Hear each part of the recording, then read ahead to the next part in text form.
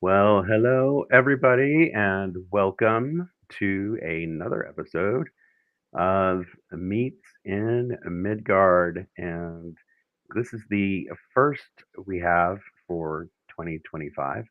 I am so excited about this. I have a very special guest with me today, Ayla Havisdóttir. Um, and in case you don't know, Javi is another name for the All Father, for Odin himself. And um, we will be talking about women in heathenry, which I think um, is a great topic for to start off this year. So, welcome, Ayla. How are you doing today? Hi. Yeah, I'm doing great. Having a good Right, day. right. Oh, it is so good to see you here today. How's your Saturday going? It's actually pretty chill, which is good because right now it's my during the week is not chill at all. So it's Yeah, good. Yeah. you're Yeah. I know you're a busy gal. So, tell me, like, is your life like super hectic and you're like, ah, so then like weekends are the only time? So it is my only time right now. I am helping start up a new drug and alcohol treatment center in Columbus, Indiana, which is a little bit away from where I live. And it's a complete startup. So I have been there since the beginning, and we had a building that was converted from offices that housed an engineering firm. So to change that into bedrooms and a cafeteria and therapy offices and a nurse's station and all this stuff, it's been quite a job. Oh wow. We are currently accepting patients and super excited about it, and I'm very happy to do it. I am a registered nurse, and so as part of that, I wanted to find something that was in the healing, like actually healing um, path, I guess is the word I'm looking for. Okay. That wasn't just, I came from emergency medicine and ICU, which is rough for someone who wants to do kind of a more holistic approach. So Hmm. um, it has really been really awesome. Um, That's yeah. I mean, I know that particular job, mine, the industry and stuff. You have to give and give a lot, and it can be a little draining. I'm sure. So you need that to recharge yourself, take care of yourself as well. You know. yeah. So tell me a little bit more about yourself, family, anything you want to say. So just so people get a little bit to know about you, why I have you here, and uh, yeah, we'll get rolling. Yeah. So I have two children of my own. I have a 27-year-old son who is also a Norse pagan. Both my children are Norse pagan. They were raised pagan and chose to keep following our path. And my daughter is married, and so I have a bonus son. I call him a son-in-law. Um, Wonderful man. Just really, my kids are awesome. They're really funny. Um, My son is like an encyclopedia of so much stuff. It's just ridiculous. And my daughter is the most talented artist you can ever imagine. Actually, I don't know if you can see this eyeball painting behind me, but she did that in high school. She's Oh pretty wow! astounding. She is a very talented tattoo artist as well. Oh, Um, so grow my own tattoo artist. So that worked out. I know. Um, Yeah. and then my partner's name is Sanford. You have interviewed him before. So his two children are, under my family umbrella too. Mhm, right. Um, yeah, and I have two annoying cats. Um, I live in Shelby County in Indiana, which is like a rural offshoot of Indianapolis. It's about 35 miles southeast of Indianapolis. I originally am from Cleveland, Ohio, um, but I've lived here quite some time. So, Mm, um, yeah, that's nice. my boring part of my info, I guess. So, trust me, there's nothing boring about you. Your life your life is definitely filled. Um, so, so there are heathens in the community that I connect with, and there are some that I think are just on a certain caliber, certain level, and you are definitely one of those. So truly it is an honor to Oh my have gosh. you on the show. You, Well, thanks. Sanford, Topher, there's a list, a short list of people that I'm like, okay, yeah. So All people I love too, so that's good. we have great taste. So, how long have you been practicing Norse heathenry? Do you call it Norse heathenry? Do you call it also true paganism? And what drew you to the path? I know that's a lot of questions all at once, It's okay. I took notes. I wrote down but notes. So, um, I wish I had that like cool story that everybody has that, they were whatever. I've been pagan to answer the question just flatly. I've been pagan since 1988, which is quite a long time. yeah. Um, officially. Uh, And which is when I left the Catholic Church, but I was raised Catholic, Roman Catholic by Italian people who are very traditionally Roman Catholic, and my great grandmother, who was also part Romani. We say gypsy because that's what she called herself. So that's what we call her. Some people are offended by that word, so I wouldn't use it unless you are one. Um, she would never ever have called herself any kind of like pagan or witch or anything, but she definitely did have some esoteric traditions that we did in our family, house blessings and different, prayers to different saints and things like that. That if you kind of look at that from a further lens, you know, hmm um, it is very pagan in origin, really. But I started studying witchcraft in middle school because I really wish, Mac, that this story was like cooler. But so my friend and I, we used to go to the library because we were nerds after school, and Yeah. the public library in our city was right next to our middle school, and so we would go over there. My grandmother raised me, so she would come and pick us up afterwards. But my friend said, "Hey, come look at this book. There's this lady, a chicken." And I was like, "What? How can a woman do that to a chicken?" So, I was like, I don't know, 11 or 12, naturally had to go look at it. So I went over there and looked at it, and it was a book about voodoo, and it was just a woman standing there with it naked and holding a chicken. So I started reading the book, and I was like, "Whoa!" And I found that section of the library. So I read everything my library had, which, to be frankly honest with you, for a suburb of Cleveland, was quite a lot, actually, of books on Mm. witchcraft.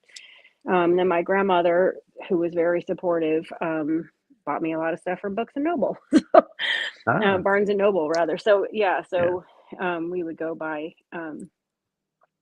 books, and I just started kind of practicing on my own, sort of like following that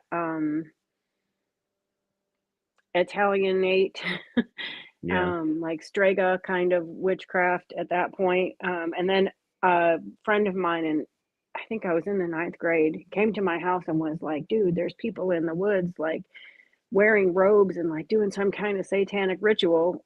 Again, obviously had to go see that, and it wound up being Ian Corrigan and Leah Fall. I don't know if you know the names of these people at all, but they're they belonged to ADF for forever, and it was actually Stone Creek Grove in Cleveland. They were doing at the time that we saw them, they were doing a Yule ritual. Oh. Um, ADF is an organization that it's a Druid organization.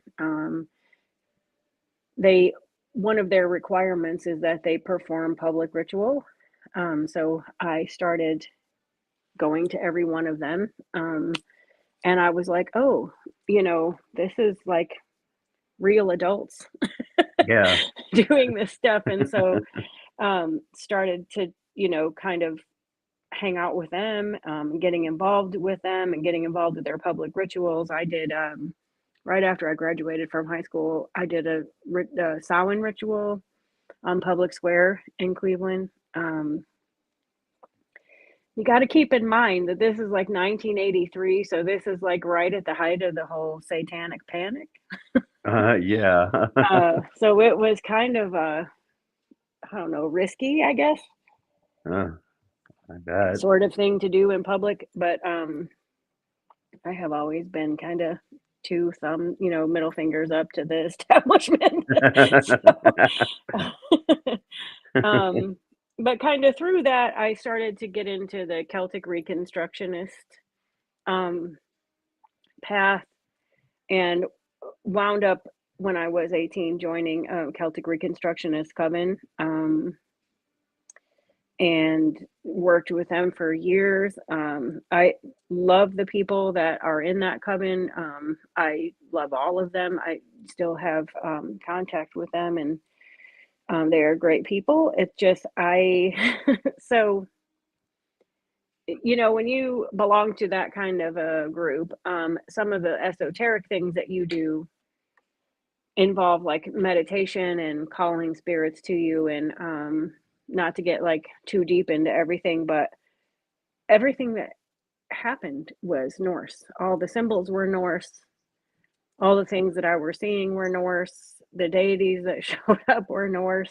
Um, Hmm. and I was like, why don't like it? I kind of took it personally, because I was Yeah. young and I was like, wait, I'm trying to do this Celtic stuff, and like Odin keeps bothering me,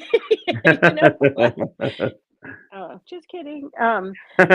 So uh so like I just kind of integrated it. Mhm. It's just really freaky too. Like we had this one Yule, I remember my priestess had made these little bundles, and it had like a bead and a little tiny crystal and some herbs and then a rune. Um, and not only did I get the rune that I always get, which I don't feel like I should probably tell people what it is, but I got a bead with a rune on it. And it was the Oh, only thing in all of those little bundles that had any Norse symbols on it. oh, And so wow. what it was is like tied to yarn, and we had to follow the string of yarn that were all tangled, and I Mhm. happened to choose the only one with Norse stuff Oh on my it. gosh. So Yeah. I still have that bead too. Actually, I put it on something I made. Oh, nice. Yeah. So it was like I moved to Indiana in 1997, right at the end of 1997 when my son was little. Um, and when we moved, um, his dad's cousins were pagan, and so I kind of got involved with the Indianapolis community. Um, I tried to help her start an ADF Grove. Mhm. Um, that did not last very long. It never got out of Proto Grove status because she quit. Kind of then found out she was like sketchy. So, um, yeah, Surprise. yeah. So, um, I just, like I started to make friends in the indie community and get involved here. And so, like, attended some things and, ran a couple groups myself. I found that a lot of people didn't have any formal training. And so, sort of tried to help people, get started on their own, sort of like unofficially teaching people. Mhm. Um, and this is showing my age here. Do you remember Yahoo e-groups? Yes. That's showing my age. It's probably just me and you here, buddy, but so my name got kind of around a bit, and I was invited to these also true Yahoo e-groups that had very famous, some infamous as well, heathen elders on it. Freya Aswin was on there. Big old granddaddy Edred Thorson was on there. Oh my Or gosh. I should say Grand Dragon Edred Thorson. Yeah. Yeah, so it was a big conglomerate of people like from Europe and Canada and the US, but they were not the good people. So I kind of took the good people and left. And so at that point, at one point during all of this, I had opened a pagan shop in Indy with that cousin. And then just, everything is just weird, I guess. I hated Indianapolis. No offense to my Indianapolis folks, but it's just not for me. And I wound up moving to this area, which is way more rural. Never thought I would want to live somewhere rural until I did. Now I never ever want to live in the city ever again. But I took a pause at that point because my kids were little and there were so many. Let me just say this, that I got involved in a kindred that was originally from Indy. The guy moved to southern Indiana, and it was called Hofbrau Kindred. It's on the SPLC's group of watch list, their hate list. Oh my Did gosh. not know that, obviously. And everything seemed cool. I was taking my very young children there with my ex-husband, and I got a phone call from one of the women, and she said, "Hey, we need to have a talk about some stuff that we found out some dangerous information about your daughter." And I was like, "Dangerous information about my daughter?" Because she was like a little kid. And I said, "What do you mean by that?" And she said, "Well, she told my daughter that she has a crush on a boy at school with an afro." I was like, "Uh-huh. Well, we don't do that." I said, "Do what? Have crushes on boys?" And she said, "Well, boys with afros." And I was like, "Oh, you're a bigot." So I was like, "I'm out. Thanks for letting me know." And that's where I go. So after that, I kind of just took a break, to be honest with you. I taught some people, like I said, so, like unofficially taught some people some stuff. I did some festivals and local, like Pagan Pride Day and things like that, but didn't really get too involved in much. And then right when I was about to graduate from nursing school, there was a shop that opened up in the city I live in, and this lady, I went in there just to check it out, and she was claiming to be a medium, and I was like, "Oh, give me a reading." And then I gave her a reading, and she was like, "Holy shit, dude." And so then asked me if I would read for her, and I did that for a while. And then met some more people, got kind of more involved in the indie community. And then I started going to the NERF Festival, the Northern Okay. Europeans Religious Festival, that used to be the SHE Festival, SIDHE.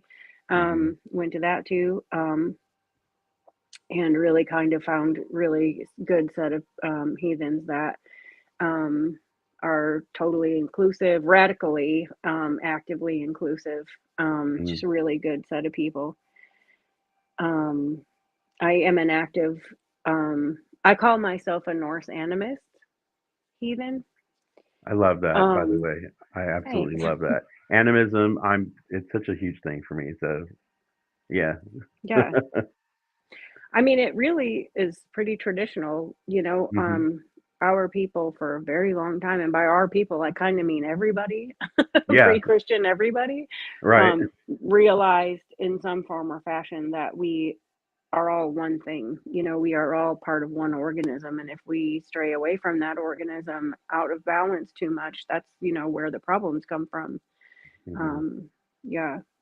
So, Mm. um, yeah, so I started my own thing here because people, because things, and people needed somebody.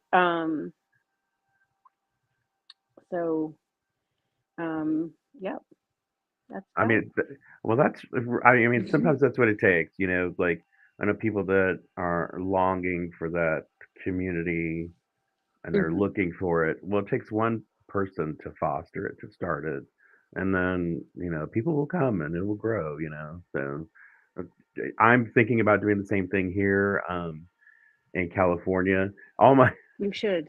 Yeah. everyone I'm connected with is out east. And I'm like, all right, I need to really, this is my home, this is my place. I really need to establish that here. So that's Or you guys could just move here. Like, we're I not opposed to that. I know. If Sanford has a good enough plot of land, I could just build a little shed there and live there. Yeah. Yeah. So, I'm down. yeah, Sanford, I'm moving in, just in case you're Hmm. wondering. It's fine. We already talked about it. You and I. He'll go with it. It's Yeah, fine. yeah, yeah. It's approved. So that is so amazing. And a few things you said, really stuck out. Of course, the animism, you starting your own community there. I think that's something that uh, a lot of people don't have the drive to do that. But necessity creates that drive in a lot of times, and that's what I'm feeling now. So that's Hmm. kind of the direction I'm going. So thank We you so have to much. take care of each other. I mean, Hmm. I think we're being shown no one's coming to rescue us but us, right? So, Right. Yeah. the one thing about the Christian community that I really admire is that they have things like food pantries, halfway houses, homeless shelters, clothing banks. I mean, they have, we really, as a community, need to start to figure out ways of doing that, and become more of a resource to each other, just in Absolutely. general, I think. Yeah. I agree with you wholeheartedly. So today's topic, I want to tell you, I am excited about this because Me we too. were chatting a little bit earlier, and I want to do women in heathenry for a few reasons. One is, uh, you know, there was the women's rights movement that came in big and strong, but we got two, three generations now that who knows if they're going to even learn about it in school. And right now, there's so many other hot topic social issues, immigration, LGBTQ, the trans community right now that are in the spotlight. And it seems like women, once again, are being swept under the rug. And I want to really bring that to the forefront, especially in the heathen community where it seems to be dominated Hmm. by the brositude whole image. And Hmm. Yeah. that's really what we see a lot of. But when you dig deep into the community and you're away from the sensationalism, it's not as prevalent. It isn't, but it exists, and that's the face that a lot of people see. So Hmm. I Yeah. want to show like a real, true aspect of heathenry, and that, of course, involves women, a pillar, such a strength, a source of nurture, of love, and as well, like Freya, a goddess of love and war at the same time. Hmm. So many facets that come in and go. So let's, Yeah. Which makes yeah, sense, right? I mean, think about if you try to take a woman's baby from her, she mm, is going to become war right now. yeah, yeah, Hmm. exactly, Yeah. yeah. At the same time that she can care and love so much, there's that Hmm. fire, in her belly that is to protect, and it's admirable. So let's see how all of this ties in with heathenry today. Yeah. Lucky for you, I have a list of questions here. All right. So let's go back a little bit. What roles did women play in Norse heathenry in earlier times? And why were women and their feminine gifts and aspects essential in those times? Um, I would say women are essential all the time. Mm, First of all, preach, yes. most of the human beings on this planet, most, not all, came through the body of a woman, and I think that that's important to acknowledge. Mhm, Some people came through the body of a man with the uterus, but you mhm, know, we need to remember that. But the question really is sort of kind of difficult to answer that because it infers that throughout human history, kind of like where we are now, that there's a separation between daily life and spiritual life. And mhm, that's really only been kind of until very recently that that's the way that we live. So Norse heathens were much more animist than what modern heathens would like to acknowledge, I think, a lot of the time. And women were definitely found in um, many roles in the lore. Like if you just look from a historical context, there's one of the most famous pieces of lore in Norse mythology is the Havamal, right? The mhm, words of Havi, gotta acknowledge him. mhm, yeah, yes. And it's literally the words. It's not the necessarily, you know, Mhm, just the words of Odin, but like the Voluspa. So with the Havamal, Odin talks about how he's careful not to give certain spells to people, and that specifically some he's so careful about that he won't give to anyone but his sister or his spouse, mhm, because it's so powerful or dangerous that he definitely wasn't going to just hand it to just anybody. But women were kind of the keepers of magic, and sort of that like bridge between the spirit world and the mundane world, in Norse culture and mythology. The Voluspa is literally the words of a vulva. mhm, So, like I say, like you can see throughout, sort of intermingled in our um, culture, and our history, that women were very important. Um, you know, our mhm, grandmother stories, you know, mhm. like these are the pieces of Norse lore that all these root and toot and brositru guys talk about, but they forget to acknowledge that like Odin is going to a woman, a dead woman, a Yeah. woman that is so powerful that you know, he wants to talk to her after she's died. Like that's a huge Right. thing. Um, so yeah, and uh, because Odin is one of the only male figures, right, in our lore that does magic, that Freya taught him magic and things like that, kind of also, and this really pisses the Brosatrues off, but it's just true, has kind of made him non-binary Mhm, within that culture. Um, and Sanford talks about it a lot, about how he thinks that Odin was once Ode that Freya longs for, but can't find, mhm, because he has transformed into Odin, which is the feminine moniker at the end there, and who is married to Frigg, who is more just ultimate female mother. So some of those things that we think about as attributed to Freya are kind of more attributed to Frigg, and were crossed over. But right. yeah, so Freya is the guardian of the repository, let's say, of feminine power and magic that is Mhm. not connected necessarily to just being a homemaker, and that was also viewed as magic, by the way, Right, like yes. math and keeping the house. Yeah. Yeah, yeah. Hmm. So, I definitely, I wanna tap into a few things you said, especially, the whole aspect of magic. Such Hmm. a powerful, powerful thing that belonged innately, or it was innate and natural to women. It Mhm. was that gift that they're born with, and so men going to practice it, I think, don't realize, or the Brositru anyway, think it's something like lightning shooting out of your fingers or something. It's not. Mhm. There is it's the power of creation, and women have that. And it's natural. It's innate. It's in them.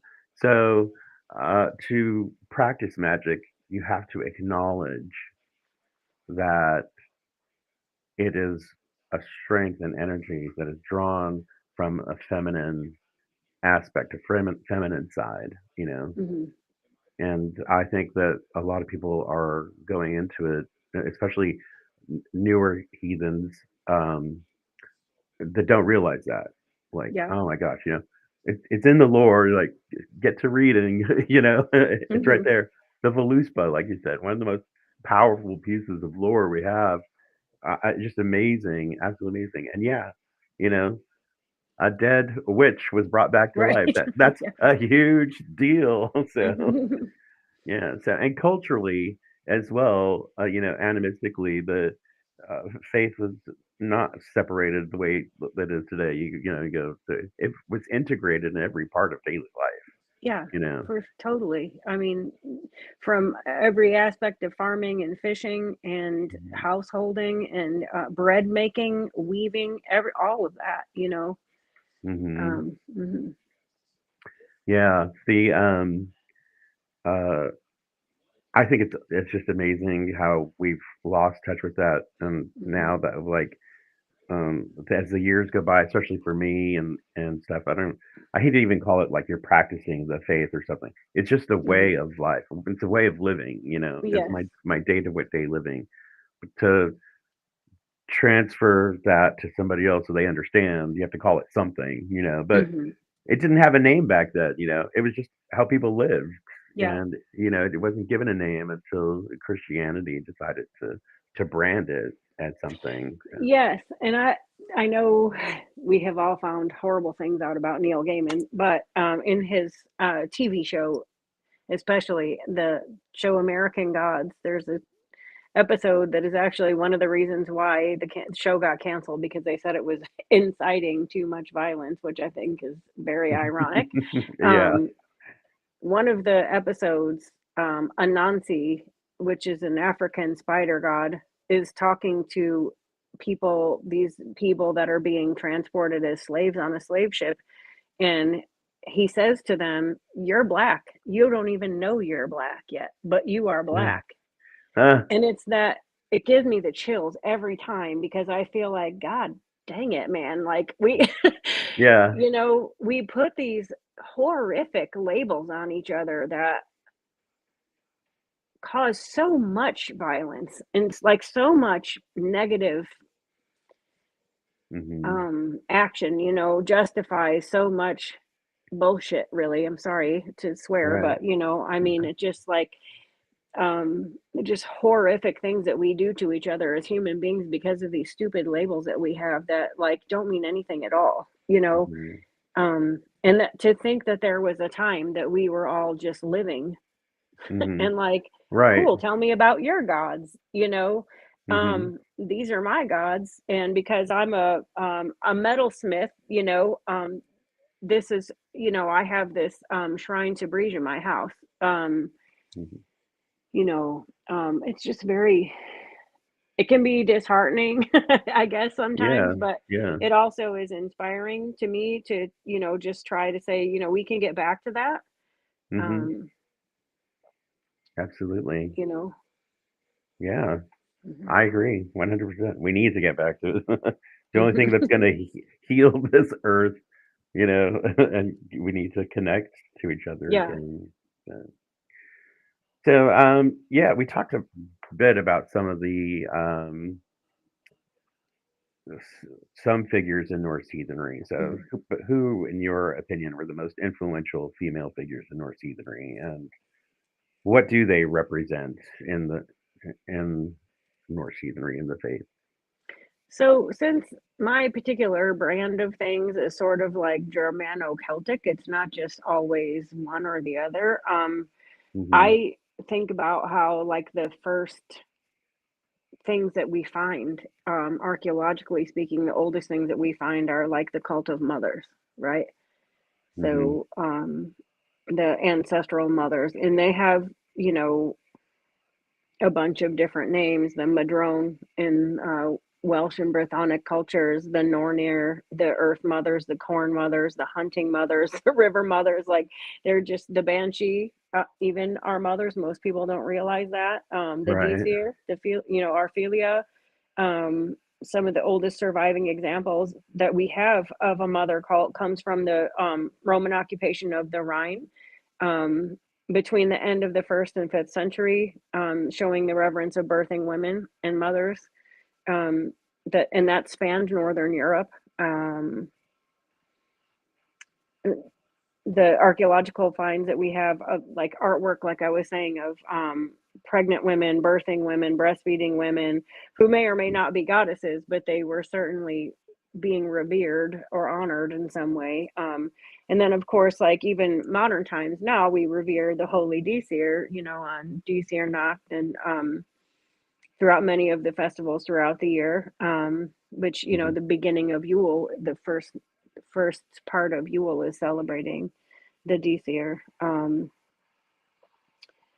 Uh, in the saga of Jomsvikings, Earl Hakon sacrifices his son to the mother in supplication and to ask forgiveness for allowing himself to be baptized in the name of the Christian God by the Mhm. Danish king after repeatedly asking for help in defeating the Danes. And it's believed that he was losing because she was angry because he betrayed them. He Mhm. betrayed the gods. And so once he showed regret and supplication, she not only helped him win, she unleashed a crazy huge storm on the Danes. And any weapon that they tried to use against Earl Hakon was turned against them. Mhm. So in that saga, and then like I was saying before, the Voluspa, is entirely Right. Yeah. yeah. Mhm. Yeah. Definitely. There's a lot of historically a lot of representation, and I think that's Mhm. important, and especially now, like in our modern age, you know, people have to search for part of being heathen is searching for knowledge and turning that into Yeah. wisdom.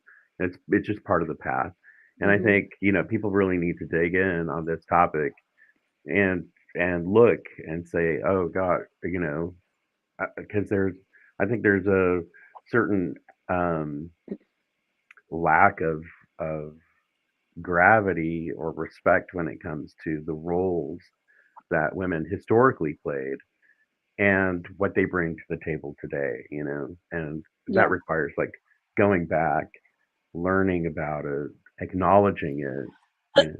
Yeah. And I do want to touch on that, like, because I have been a stay-at-home mother before. There's like this weird vein, even within some kinds of feminism, where being a stay-at-home mother is looked down on, which is crap. I mean, Hmm. you know, only because we have been taught that being a householding woman with children is something that is beneath a man has ever that been a thing that is, lesser than or whatever. And certainly I was a single mother for most of the time that my children were young, and supported them by myself. However, you know, Hmm. there's not to say, like, we forget about when we're reading these sagas and these stories.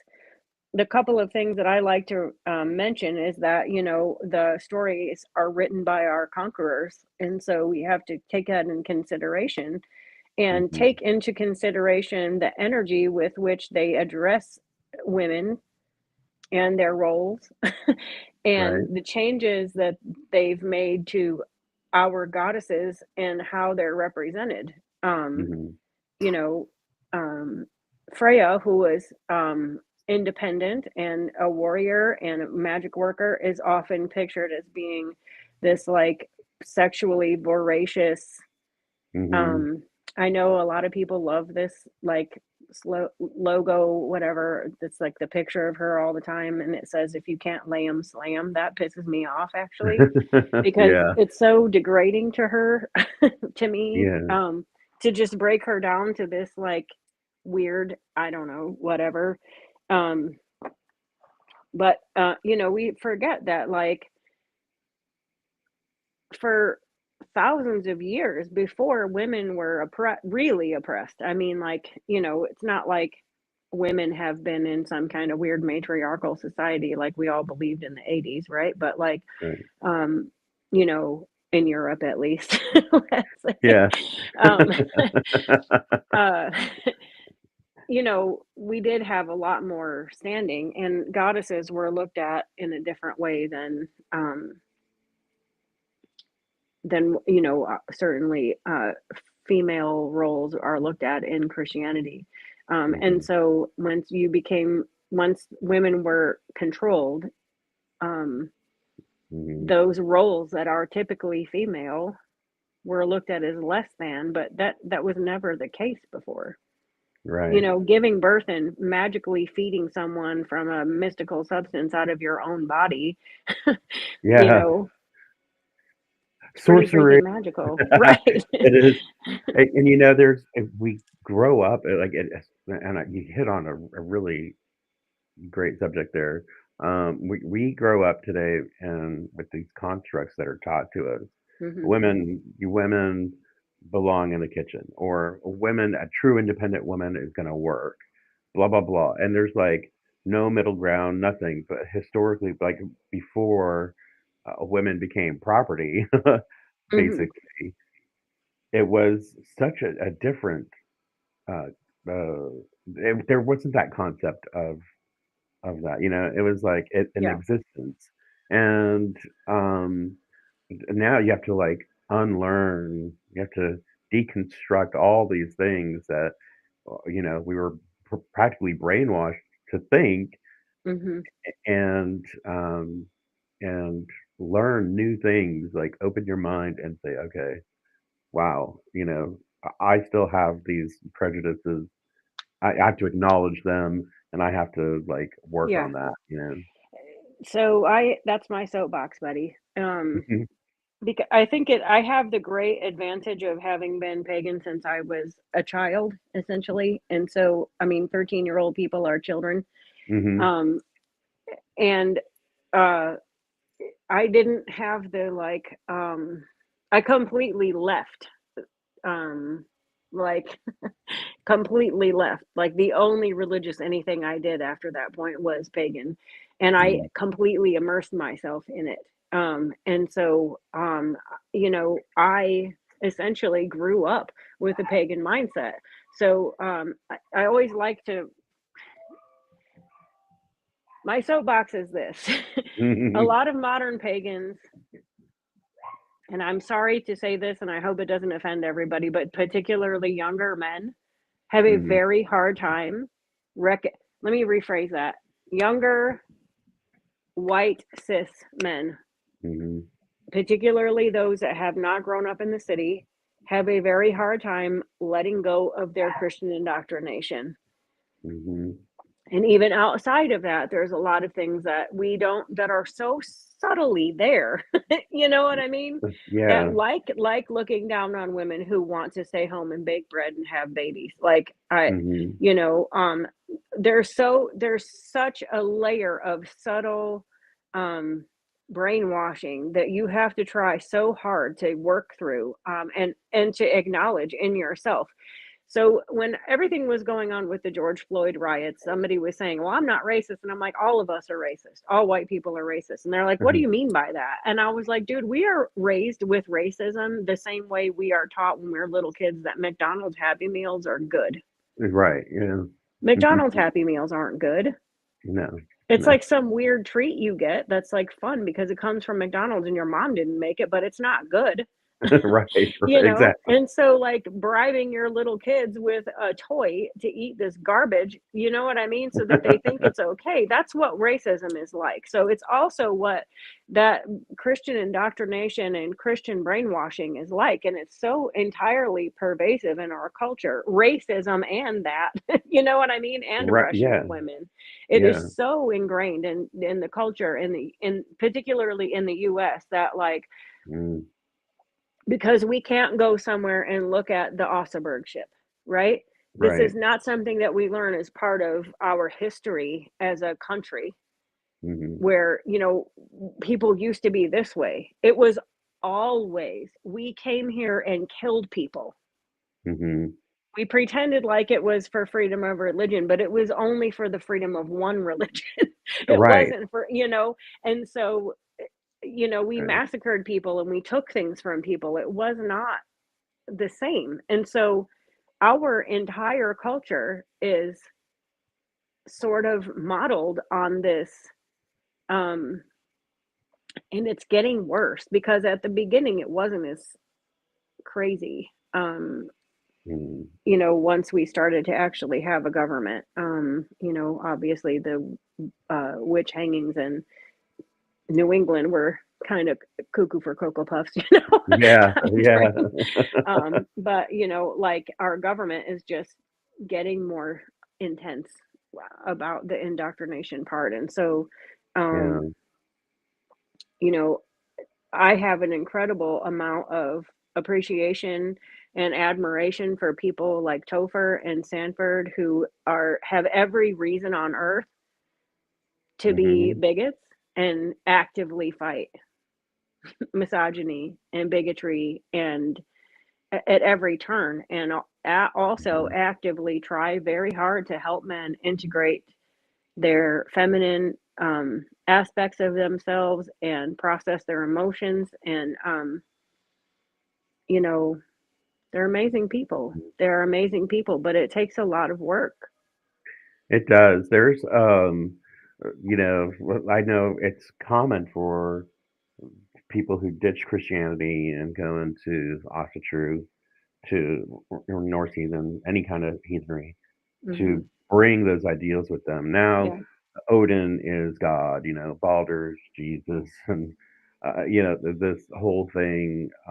Hmm. That the care, and it's because it is so ingrained in our society, and it's so it's people grow up with it. It takes a lot of deprogramming Yes, to it does. to free your mind of that. You had Hmm. you were fortunate enough to start at a very young age, and so your mindset is so different, which is one of the reasons why I just love you to pieces.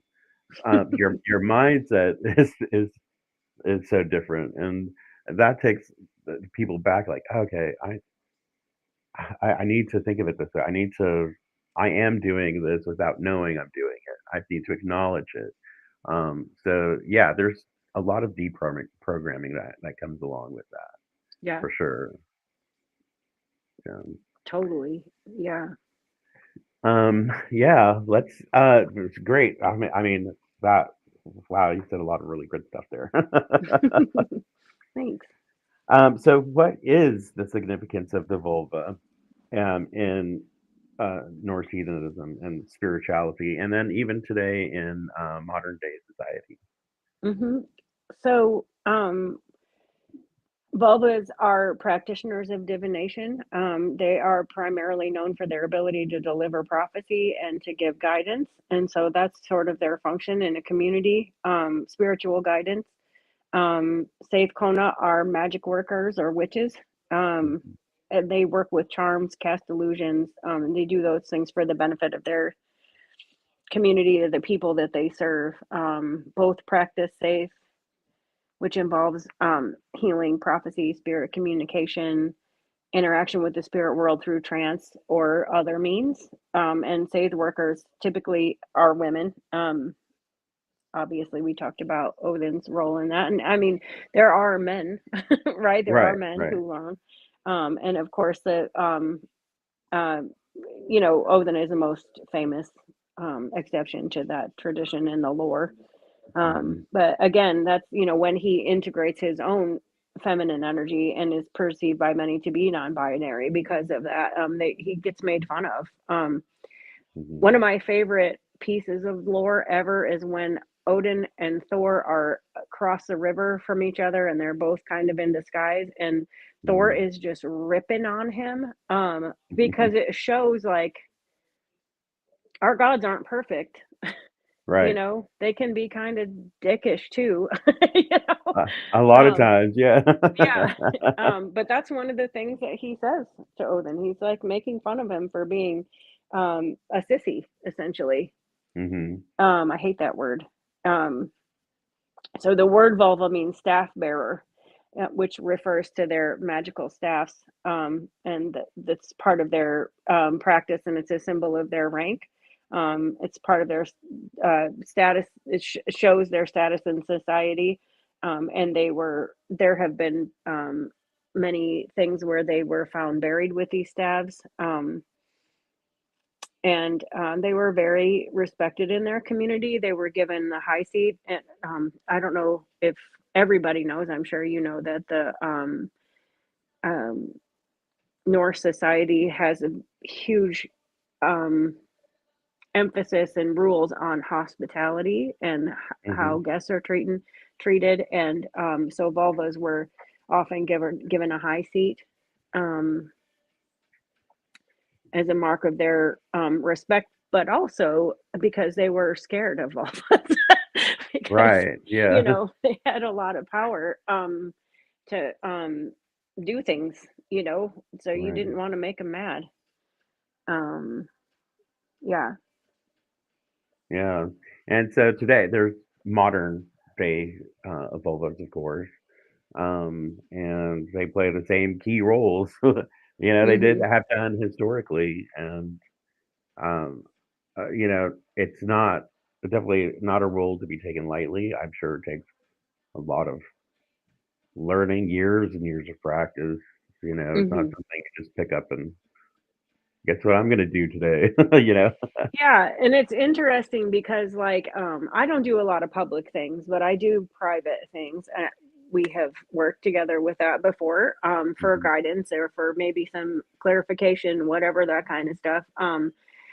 from the spirit world. But like, I was just thinking when I was writing this stuff about my friend, Mardal did a high seat at a festival, and I was, to be honest with you, kind of floored at that because some of the things that people were asking, I was like, "Holy cow, like, you've been holding on to that for a second." It was interesting because it was watching the community do it, I guess, Uh-huh. a pagan community, because I have done, like, readings for parties and things like that, for money, to be honest, but, Yeah, right. you know, um but I mean also to genuinely help people. But Mhm. like, to watch it being done in our own community with other heathens was like very eye opening to me. And she did a great job. She's a great person. Mhm. She does a lot for our community. She is essentially the person who spearheads the organization of NERF every year, and she works so hard most of the time she doesn't even get to enjoy herself there. So Uh-huh. Poor thing. um, yeah. But, I mean, it's, such a natural gift for her, a great talent, Hmm. like, when a woman like that speaks, you listen, Yeah. you Yeah. know? So, how did women participate in the rituals, ceremonies, and, Sather in the ancient Norse culture? So you have to think about it this way. For one thing, that stuff isn't talked about. Right. So we talk a lot about nowadays about close culture, right? And our close practices. And while the religious part of Norse paganism or Norse heathenry is not a closed practice in any way, open to immigrants and people from neighboring tribes. I mean, anybody from different traditions. It doesn't. There's nothing in the lore that says that anything different but then welcome strangers, period, and give them hospitality, feed them, give them a towel to wash with, and Mm, a nice place to sit. Um, However, the magic is closed. mhm. Right. Um, and so, and you can see that in the Havamal, like I was saying, on the Mhm, Voluspa, in certain places where Odin is talking about the spells that he knows, and he's saying, I'm not going to tell you what they are, and we don't know what they are because of mhm. that. Right. Um, there may be people who do know those spells, but they're not in books, Yeah. not in any accessible books. So, to answer the question, it's difficult to say, but like women were involved in rune lore and healing and protection rituals. There are Mhm, references to women weaving magical protective clothing and amulets. mm, There's, because keeping in mind that a lot of our spirituality was just so integrated with our daily lives and our daily rituals that many women's rituals center around housekeeping and um, daily activities like math. Like I was saying, math was mhm, viewed as magic, and it was viewed specifically as women's magic, mm, and money keeping. But women were also spiritual leaders, elder women, vulva, spay workers, that were consulted for advice or omens, or mhm, reading an omen or magic working. And again, like just very guarded, and passed mhm, down woman to woman. mhm. Um, and then, the occasional man. Um, Right. yeah. Decides to pick up a broom and sweep the floor. Mhm. And picking But up a broom and sweeping the floor was looked at as magic too, exactly. Mhm. Yep. Uh-huh. And that is so, I think that's so great. Tradition, magic handed down, Mhm. that way. It's just an honorable. It really like sparks a little fire in there of like, wow, what a great way to live. I Mhm. just think it's awesome.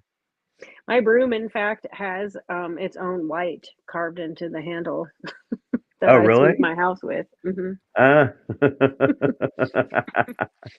that is awesome, by the way. Thank you. um, I got when my aunt passed away, she had a broom by her fireplace, and it was more of a decorative piece. She didn't actually clean the fireplace with it, but it has a face carved into it, and I just felt like a magic with it. And so I took it. I was like, all right, I'm taking this broom, and now have it by my fireplace, and that's like a carrying. I think her energy, her magic is there.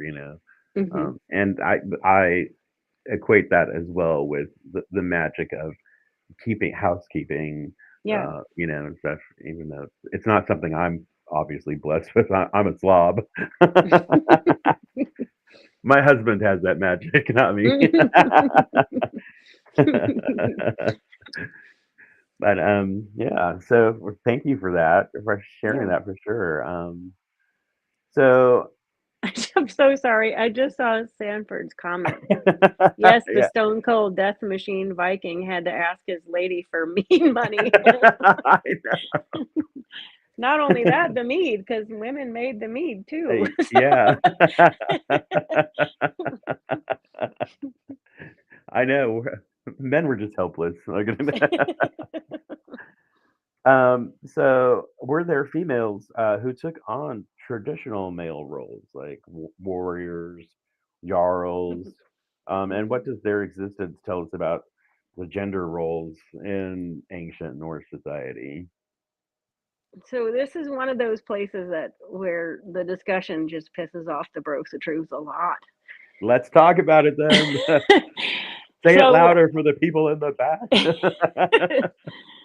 there is a lot of archaeological evidence that shows that women were warriors, like a lot of them. Hmm. One of the most famous archaeological finds that we know of that is accessible to people today is the Oseberg ship. Hmm.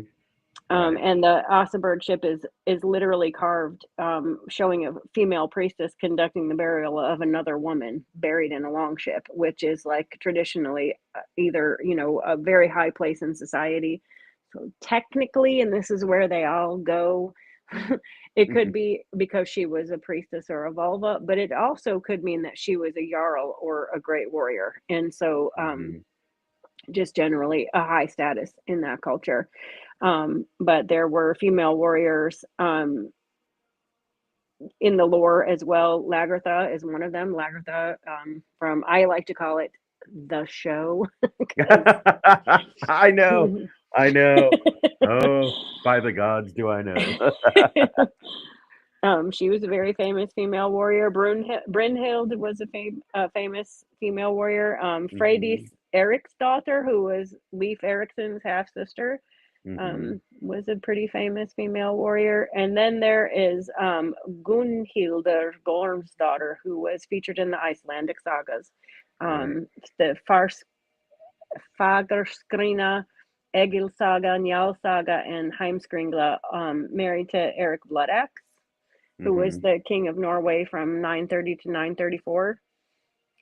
She was noted to be a great beauty. She was noted for her generosity and her magical prowess, but was also rumored to be super cruel. And so we kind of see that um, dichotomy. And you have to wonder, is this like skewing the story, right? Is it, Yeah. you Let's know, make powerful women evil. You right? know. Because all You know. in addition to being this like powerfully cruel woman, she was also rumored to have like an insatiable sexual appetite. Mhm. Um, but like that's the kind of thing that we have to consider, and all of those attributes are also, if you remember, given to Freya. Right. Yeah. Freya And is seen as this like powerful, beautiful, generous woman who can also be a crazy, cruel warrior and hypersexualized. yeah. I think it's when a male is portrayed as powerful, cruel, and Hmm. hypersexual, he's a hero. Right. When a woman is, she's like all these bad things, like words Yeah. I don't even want to Hmm. use. Right. You Yeah. know? And so Hmm. it's like, okay, well, don't bullshit yourself. Like, come to terms with the fact that you have this bias, you know? Hmm. Yeah. Yeah. Yeah. Mhm. And powerful women existed in history, and Hmm. powerful women exist today in the community, and there are treasures, to honor them. You definitely are one of them in my eyes. Oh, geez. Thank You you. are, you are, like I said, I have a short list of people on this caliber, and it's just like you're right up there with Thank all you. the cis white males. I'm kidding. Some of my uh, favorite people are cis white males. I know, yeah. I'm like, I have white straight friends. Yeah. Right. A few. Yeah. So how did women in Norse heathenry embody strength and wisdom, and how did this shape the cultural perception of gender? That's a loaded question, I know. The only way that I'm going to answer that is the same way that women embody strength and wisdom in every culture, Mm, just by existing. mhm. You know, um, I think this goes back to this like idea that women are not those things inherently. Um, Right. and again, because of that whole crossover with the Celtic cultures and Germanic cultures, the Scandinavian cultures, like, there are a lot of stories, particularly in Celtic mythology, that talk about how polished um, aristocracy, aristocratic warrior man was Yeah. not fully trained until he went and had training with an elder woman, Mhm. because women were seen as more fierce and more aggressive than men. Mhm. Um, and it sounds really corny, but like we all know that whole cliche story about, a woman having her child trapped under a car and lifting up the car. Um, we all know this. The terms in our culture, mama bear, Mhm. a badger, a cougar. Right, Hate yeah. that term. All of these words that signify ferocity in a woman. Uh, Mhm. you know, um, Women are fierce creatures. Um, I tell everybody, if you make my son mad, he might yell. If you make him really mad, he might hit you. My Mhm. daughter is vicious. My daughter is she is a complete savage. There was something that happened to our family, okay? Mhm. And we were praying for protection. And this one girl She was the said, I protection. she asked Odin point blank to make a swarm of bees fly down this person's throat. I was like, God dang, Nova, shit. Don't make Nova mad. Like, she don't play. You know, my son is like, keep my mom and my sister safe and, make sure our house is. And Nova was like, I want him to swallow a hive of bees. I was like, okay, I'm well, gonna start shit. sending her gifts to get on her good side, you Right. know? And I'll tell you honestly, she is probably the most talented energy worker I've ever met in my whole life.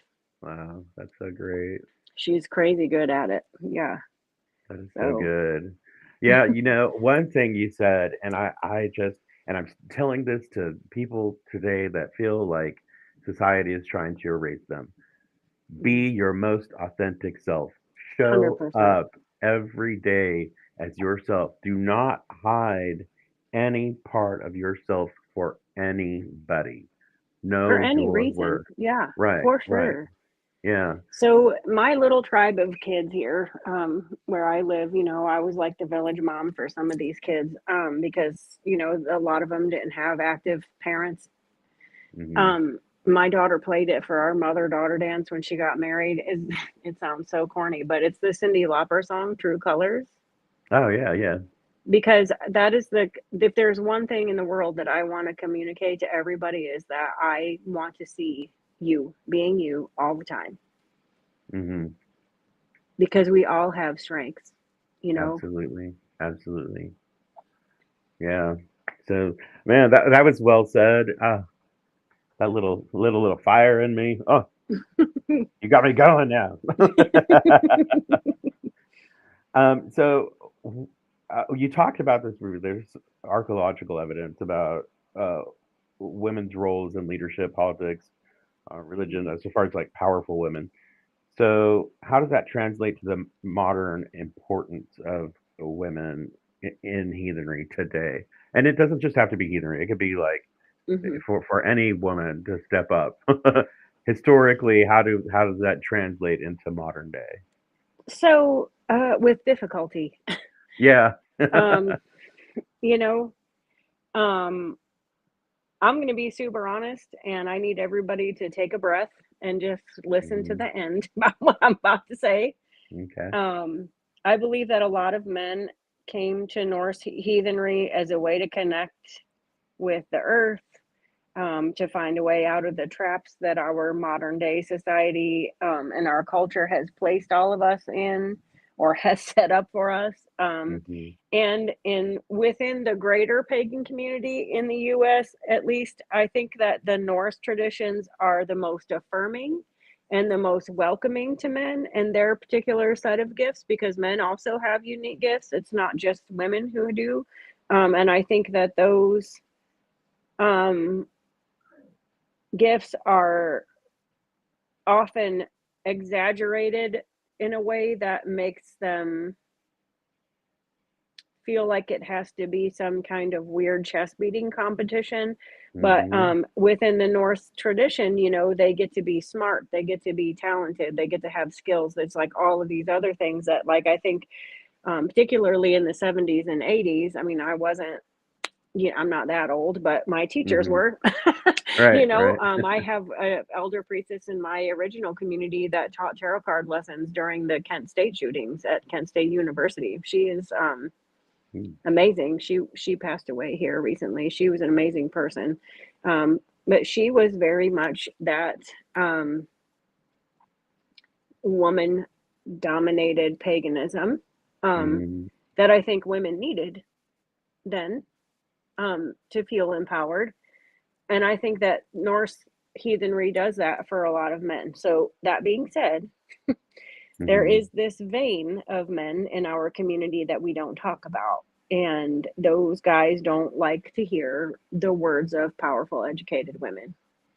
And mm, those guys do not like to be quiet while a woman is speaking. And mhm, even and if they are, um, they frequently just kind of blow it off. And so I think a lot of it is that they're either not used to having women around who are maybe just have more experience or more expertise than them. But we talk a lot about the weird racist bigots that use our religious symbols. We talk a lot about them in our mhm, culture, and almost everybody except those weirdos mhm. talks about getting them out of our community, right? Right. What we don't talk about, though, is Mhm. the suppression of women's voices, um, Right. the sexual misuse of women in our communities, Mhm. the tendency to label women as a traumatized troublemaker or a crazy lady, or whatever, when she speaks up and she says, hey, this or that or the other thing has happened to me, particularly if it has to do with a man that we don't want to acknowledge is doing something wrong, Mhm. even when we know that he's doing Mhm. something wrong, but we don't Mhm. want to make a big deal out of it. And so there's that aspect. And then there is the aspect that we don't talk about nearly enough at all, is this like particular flavor of bigotry that is like leveled against queer folks, and Mhm. that is accepted in our community. Right, right. That it's okay to, that we stand there and listen to people make jokes or put posts up online that are making fun of gay people or trans people. And it's usually more often than not trans people right now. Um, Mhm.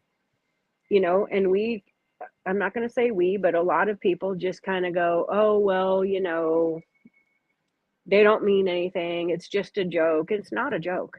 It's not. It's terrible. It Absolutely is terrible. terrible. And Um, it's dishonorable, and it's mhm. literally in our lore to It not is. to call it out and say, hey man, that's not okay, like what you're saying is gross. Mhm. And those people, they have a they have very big voices in our community, unfortunately. And so that's just something that we need to keep working on. And as far as it goes for my part, like, I'm not going to be silenced. I triple dog Mhm. dare you to tell me to shut up.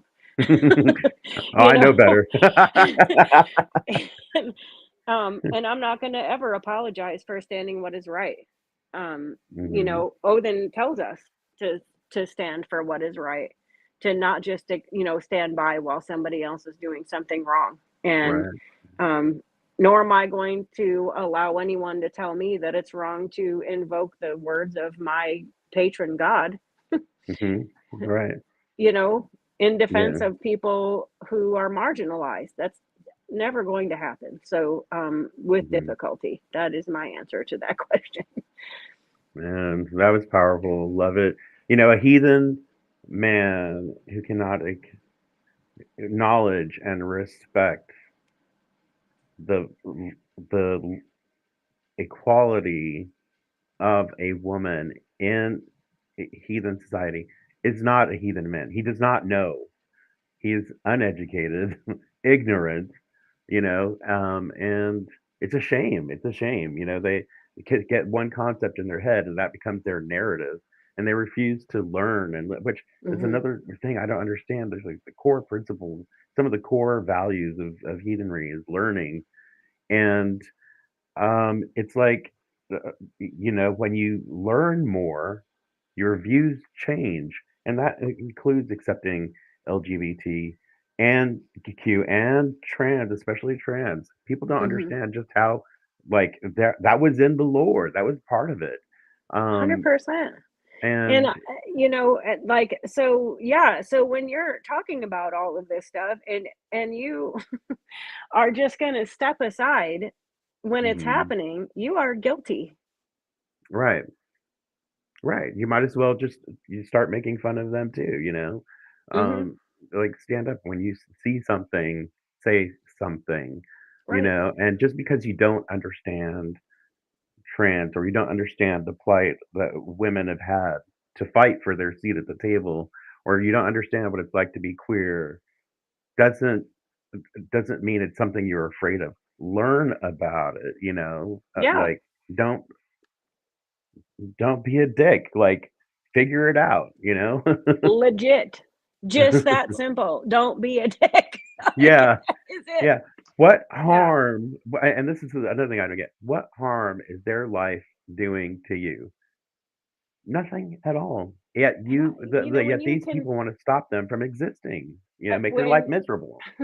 when you consider that the average life expectancy of a trans person, particularly a trans person of color, is like 27 years old, and the Right, thing that they're most likely to be to die from is murder, man.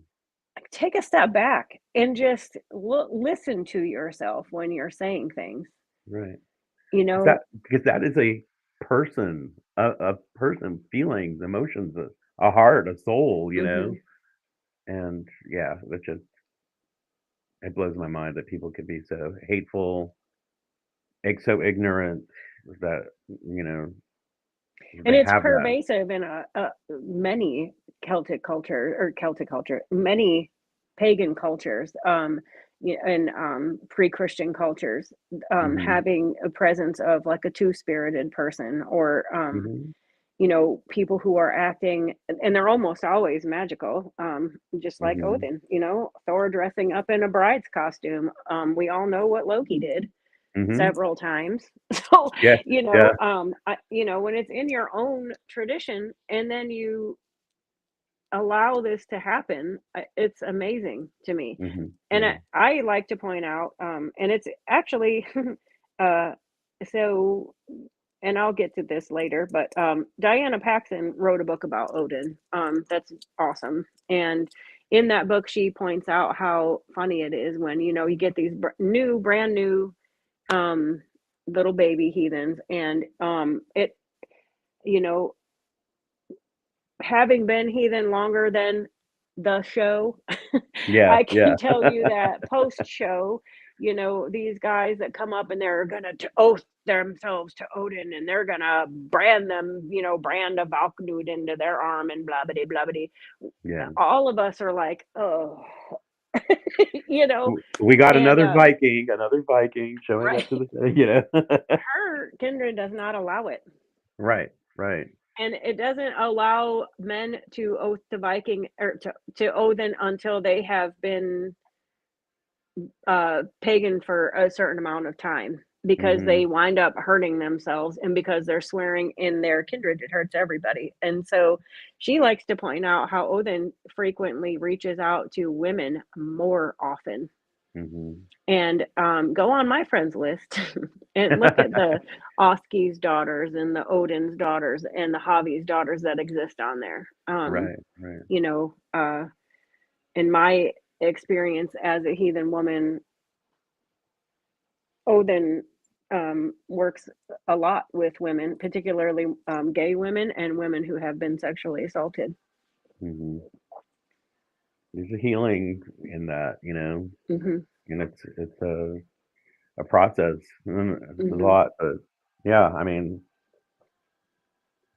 he's he's the god that is just lined up, like the duality. Um, He's integrated, he's yeah. an integrated male, so to Hmm. speak. Yeah. Yeah, it's not like it's a separate like what two sides of a coin. It's all one hmm part of him. Yeah. So well said, well said. Thank you. So in there, how are women reclaiming their roles in modern heathenry today. Um, and uh, might sound like a dumb question, but I think people need to hear an answer for it. Why? Why are women and their feminine gifts and aspects essential in today's modern world?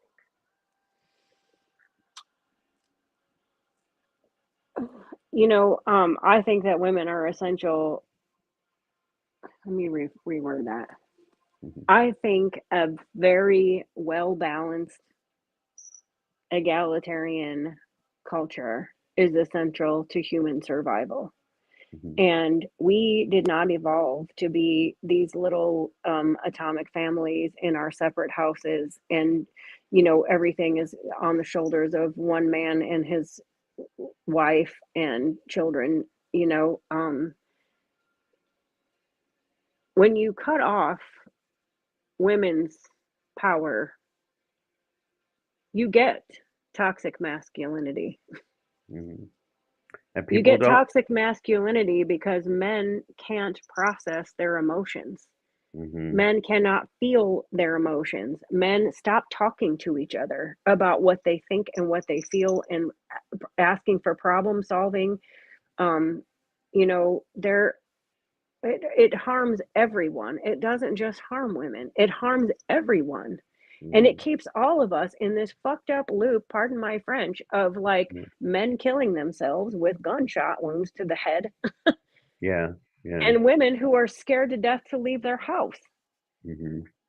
without a Mhm. weapon or at all.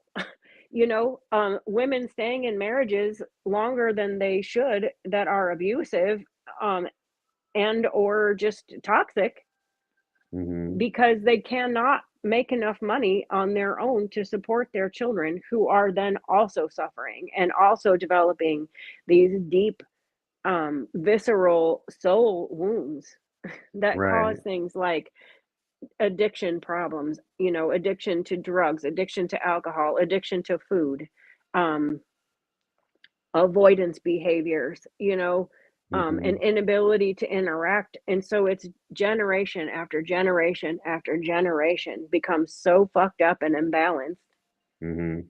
that like it's going to take generations before we can heal it. Mhm.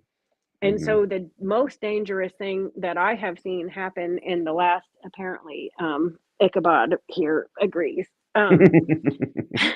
The most dangerous thing that I have seen happen in the last 5 years is this explosion of people, and I'm not going to say who, but who believe that, there needs to be this resurgence of controlling women, Mhm. keeping them at home, not letting them have access to all the kinds of healthcare that they need to have, not allowing them to have the same seat at the table as far as professional careers go.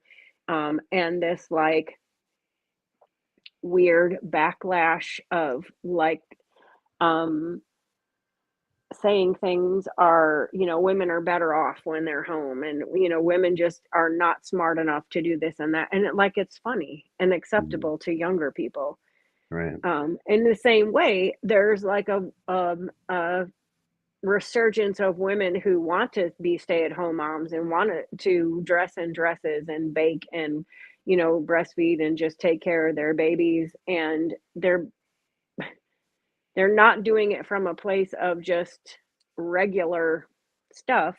It's like Mhm. almost as a coping mechanism to say, this time frame, I feel safe. This is making me feel safe, but not in the way that, is healthy. I don't know how to really explain that. There's Right. just a very great imbalance now Mhm. between what my mother's generation fought for and my grandmother's generation dealt with before her, um, Mhm. and like what my daughter's generation expects out of the world. There's this bizarre disparity there that is causing um, a rift between older men and younger men. So the mentoring isn't there anymore because the older men don't know what to do with the Right. younger men to say, you know, well, you have to learn how to process your emotions, buddy. Like, so these younger men are like floundering because they need guidance.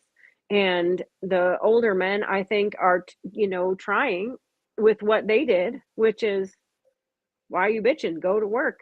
Yeah, yeah. We don't change diapers around here. Mhm. Um, and so it's cracking almost like the energy feels like a cracking to me. Mhm. Where it's like, if you think about when the tectonic, not to be too much of a nerd, but when the tectonic plates pulled apart, right, and we became different countries and different Right. continents, it almost feels like that level. Mhm. And the saddest part of that to me is that the men who find it acceptable to ignore women's voices, um, within the heathen community, because it's my community and that's the thing that I'm the most worried about, um, are ignoring this like deep pool of experience, lived experience, and ancestral wisdom that has Mhm. come down through their feminine lines, that Mhm. just is robbing themselves, you know. Right. There's Um, and there's like it's wisdom and like you said, men aren't processing their feelings and emotions. That is something women are great at expressing. It's something that men can go to learn, and mhm, it's being dismissed. It's just a resource that's being completely dismissed, you mhm. know. And again, it just harms everybody. It keeps everybody stuck in those like generational cycles of abuse and Mhm. um, use, substance use. And, Mhm. you know, uh, I don't, I don't know how you feel about it, but, addictions and um, Mhm. behaviors that, are harmful don't happen in a vacuum. And they're almost Mhm. always because of some kind of trauma. And that trauma is almost always violent or sexual in nature. And, Mhm. we have, you know, our culture ignores women and subjugates women so much that we ignore men who have been sexually assaulted because it's seen as being womanly and Mhm. less Yeah. than to say, this person raped me and I need help. Mhm. It's so tragically sad to me. That is, it's like I can't wrap my head around that. I can't comprehend it. And then other men would have the perception that that person is weaker, that that person Hmm. is feminized, Right. Hmm. because that happened to them. That Right. they're not equal as a man, or a man anymore, and that's so disturbing. It's so disturbing. Hmm. A Yeah. couple things you hit on. The one thing I want to talk about is toxic masculinity. That is a term that a lot of, well, I don't know about a lot, but especially in heathenry, that men do not want to say or acknowledge or think it's not a thing. It is a Hmm. thing. It is a thing, and it exists. And if it offends you, and you don't think it exists, you're probably a toxic. You probably have toxic masculinity running through your veins, you know? Yeah. And so take that time, Issa, just pause, reflect, look at yourself and be like, all right, where does this negative stuff, these perceptions coming from? You know? And you'd think in our community specific, I mean, like, not to sound weird, but like, look at Sanford. I mean, Mhm. Yeah. Sanford is a soul, is an army veteran, a combat veteran. He's tall, he's strong as hell, he drives a giant truck. He's a Hmm. dude. You know what I mean? He's a Yeah. great big dude Yeah. who will also sit down and figure out how to braid his daughter's hair for a dance. You Right. know, he Yeah. has a choice. That's a choice. Hmm. He could say, "I'm not doing that. Find one of your girlfriends to do it." Like, it's not, Right. and ignore something that was an awesome bonding moment for him and his child. And Hmm. I watched him over the summer. help other veterans like heal themselves. And just Topher, you know Mm, mm, Topher is the same way. Topher has every excuse on earth to be a jerk, mhm, and you know both of them just go out of their way to help teach younger men, this is not the way, dude. Like, mhm. you know Right. Topher is a Marine. He's not, what I'm saying? It's Right. not like, we're talking about somebody who, you would think is typically, like the quintessential therapist guy in his grandpa sweater, you know what I mean, with the little Mhm. leather elbow Yeah. thingies. Right, These are right. like dudes drinking beer and listening to Uh-huh. Iron Maiden and like, Uh-huh. you know, Yeah, hey yeah. brother, are you Uh-huh. okay? you know, Yeah. and it makes my heart so happy to see that because that's the kind of mentorship that I'm talking about from older men. It's not, you Mhm. know, um,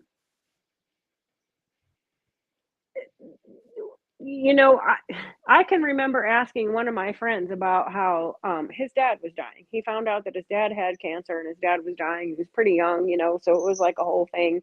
And I was like, "Do you ever talk to your friends about this?" And he's like, "Hell no, men don't do that." Oh my gosh. And I thought, Wow. dude, your dad is dying. Like, Yeah.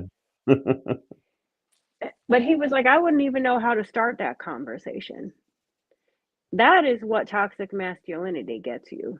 And I'm Mhm. not even calling that person a toxic male. I'm just Right, saying that is what toxic masculinity gets you. And the right. pushback on that is because, these guys, younger, usually, I'm sorry to say, or older, it's like never the middle age guy, but like usually the two on the end, hear that term and think, I'm not allowed to be masculine. No, that is not Mhm. what anyone is saying. Be as Exactly. masculine as you want to be, but be Uh-huh. masculine in a way that isn't harmful to other people because of your masculinity, including yourself.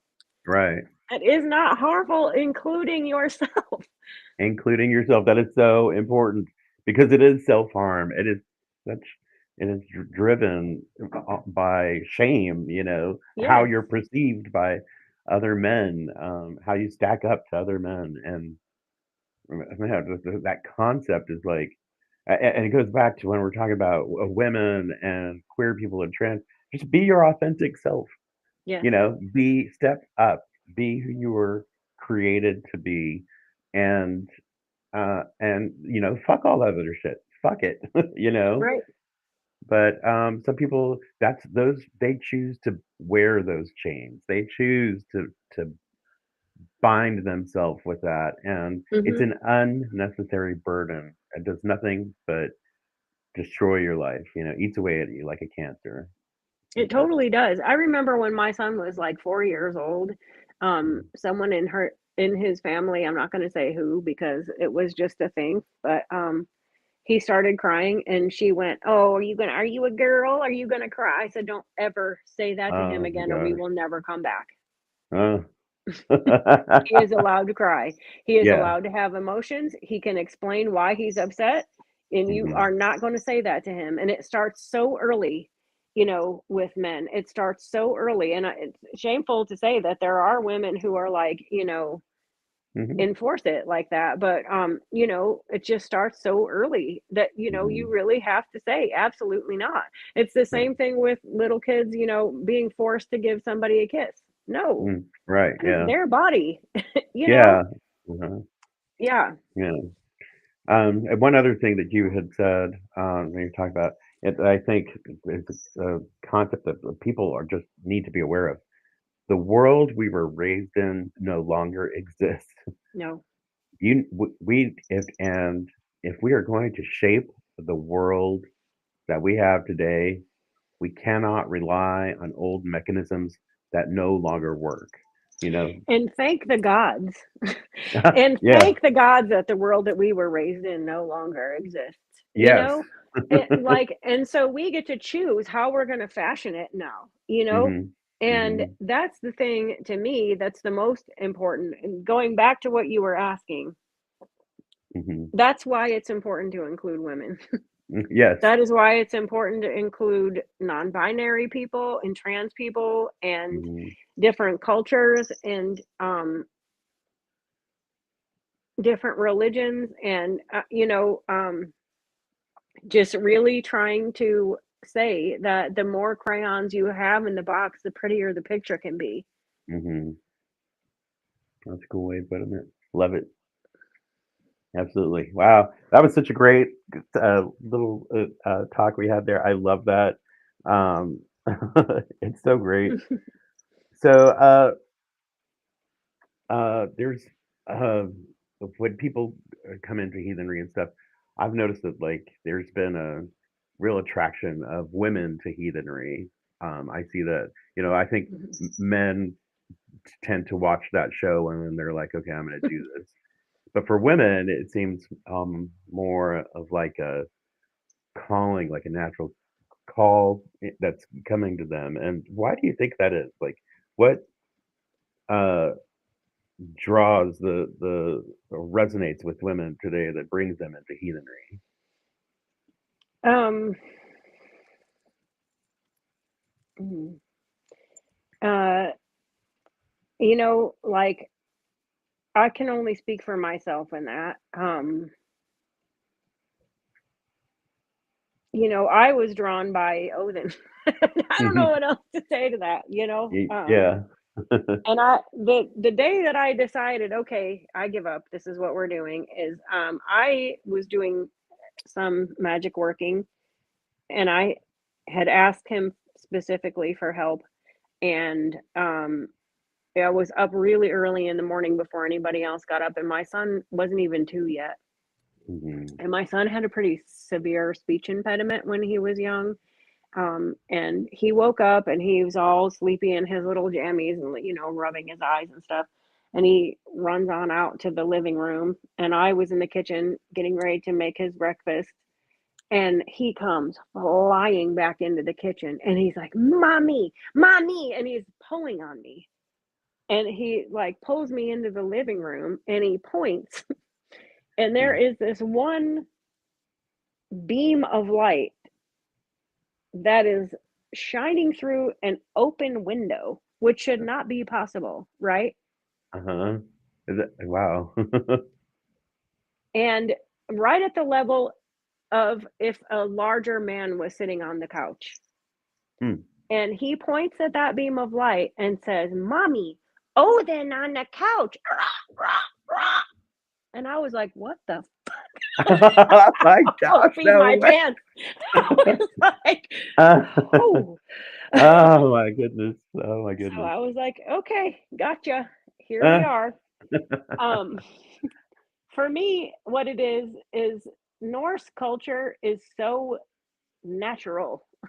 mm, And hmm. it seems like because of the animus piece, um, again in one of the books by Diana Paxson, and right now I can't honestly remember which one it was. I think it's the Taking Up the Runes. She's talking about it is taking up the runes because she's talking about Sowilo and talking about soul and the sun.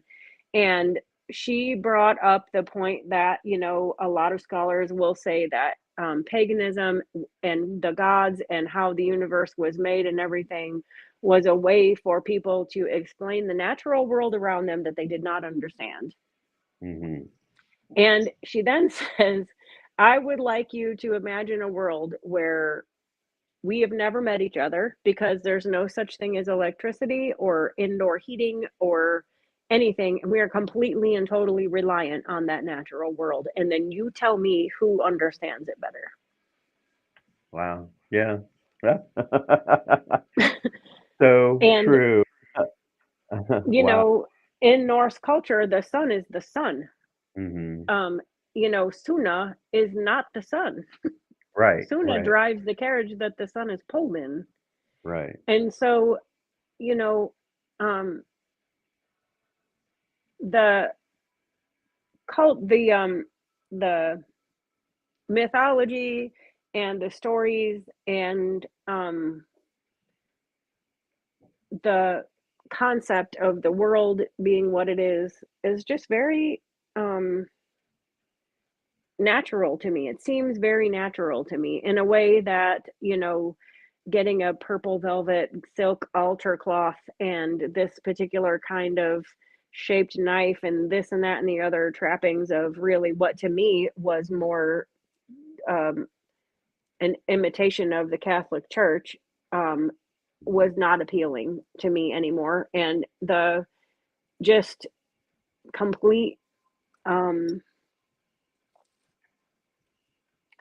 reverence of common, ordinary, everyday things happening, Mhm. that is what is appealing to me.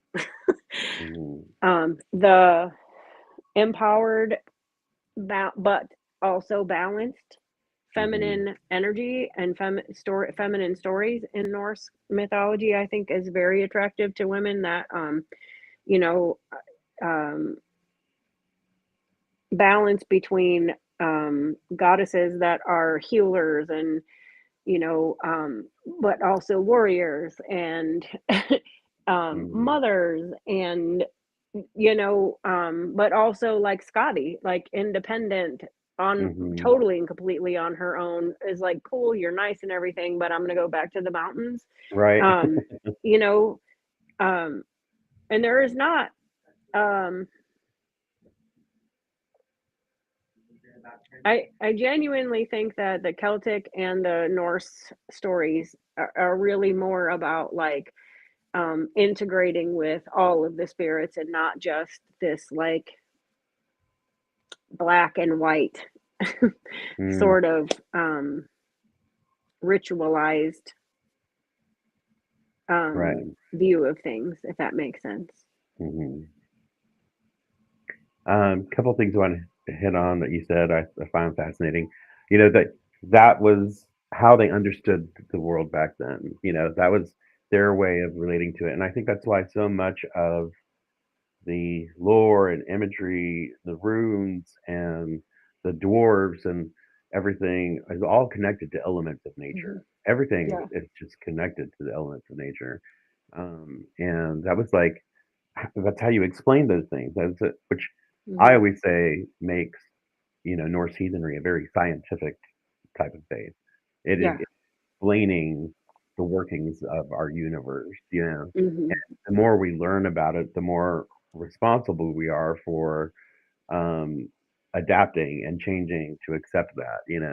Yeah. Uh, and I think that women have, having the gift of magic in them, the earth magic. I would assume it just feels like a natural path to go to connect. Hmm. Um, which I find fascinating. I'm a little envious of that. So, you know. And I'm going to tell you honestly, like given that point, Mhm. I can remember part of my draw to the community, which is different than the religion necessarily. Mhm. I was at a pagan festival, like a universalist pagan festival in Southern Ohio, and I was pregnant. My son was supposed to be a twin. So I was about 4 months pregnant with twins still at the time. And I was lugging by Mm. myself all of this camping equipment. And every person walked right past me Uh, until here this heathen guy comes up in his and I mean, dude, you've been to pagan festivals before. I'm sure you know how most men at those festivals in the early 90s, like or late 90s, I guess, dressed. uh, And he walked up in camos and a t-shirt and was like, "Hey man, how about if you let me carry that stuff for you? That looks awfully heavy." And I was like, "I love you so much right now. Can you please carry this stuff for me?" And when we got back to our campsite, one of the women who was there was like, "Oh yeah, you can't carry stuff because you're a pregnant woman." I was like, "Dude, shut up! I don't want to carry this stuff as a pregnant woman." I was right. like, Right. I Yeah. didn't take it as he was seeing me as being weak. I think he was being polite because it's 100 degrees outside. I don't want to Right. carry this crap, you know. So Yeah, definitely. Oh my gosh. Thank the gods that man was there.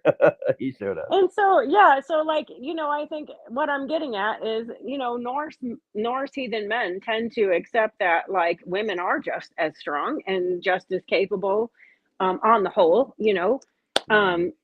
but also are willing to say, you know, let me open the door for you because I love you, not because Mm, right. I'm trying to assert my dominance, you Right, know? exactly. So, yeah. Mm.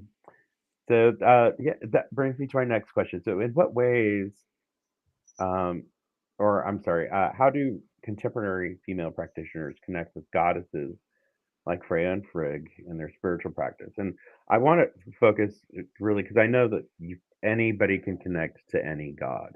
Mhm. That's the thing. But is there, uh, because of the magic that is inherent to women and stuff, is there a special connection with the female goddesses, especially to one like Freya who practices Sather?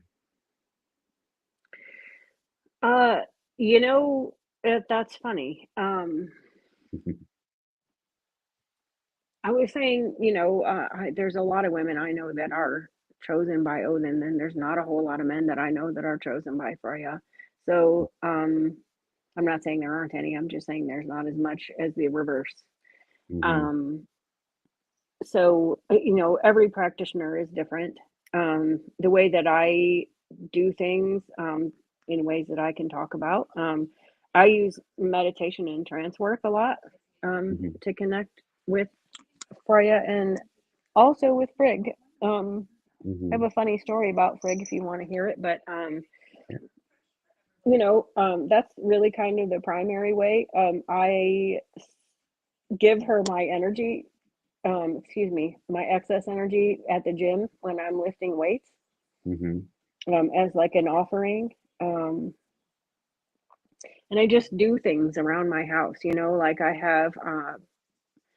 have a Frigg um, statue in my living room, and I have a Freya and a Frigg statue on my altar. I honor them in different ways. I collect um, things that I find. I look for omens a lot. So where we live, there's not a lot of falcons, but there are a lot of hawks. Mm. Um, and almost always when I see those, I think of her. And then there are other ways to connect with Freya that I'm not going to talk about in public, but there's that. Yeah. Um,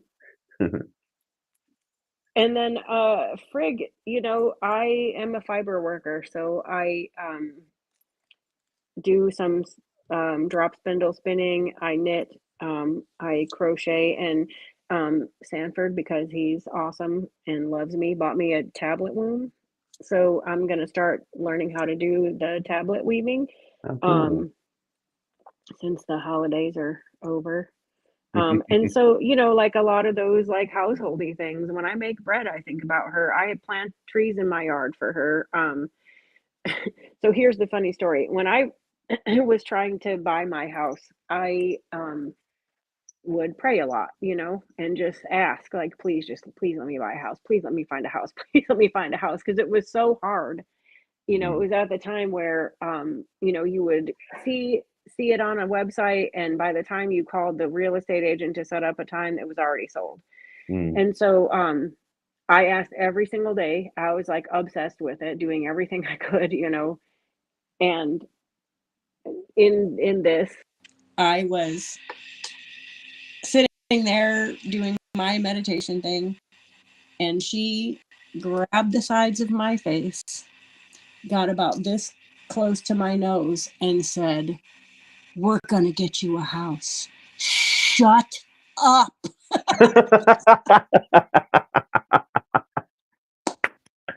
Oh my gosh. Oh, no way. In the yard for her. And when I came here to buy my house, when I came here to look at it the first time, and I realized that this is not an animal that's associated with her normally, but I just knew it was her. A rabbit, a mother rabbit, came up and sat down like 2 feet away from me and just stared at me in the backyard. And I was like, "Oh, thanks, Ma." There's Frigg staring at you like, girl, it's here. Right.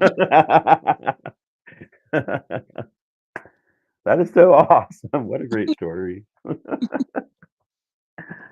Um, So, in what ways has modern heathenry provided a space for feminist perspectives or empowerment? And I know this is something that needs work Hmm. in today's society and in today's heathenry. But in what ways um, have we provided that space so far? And what work do you think we still need to do?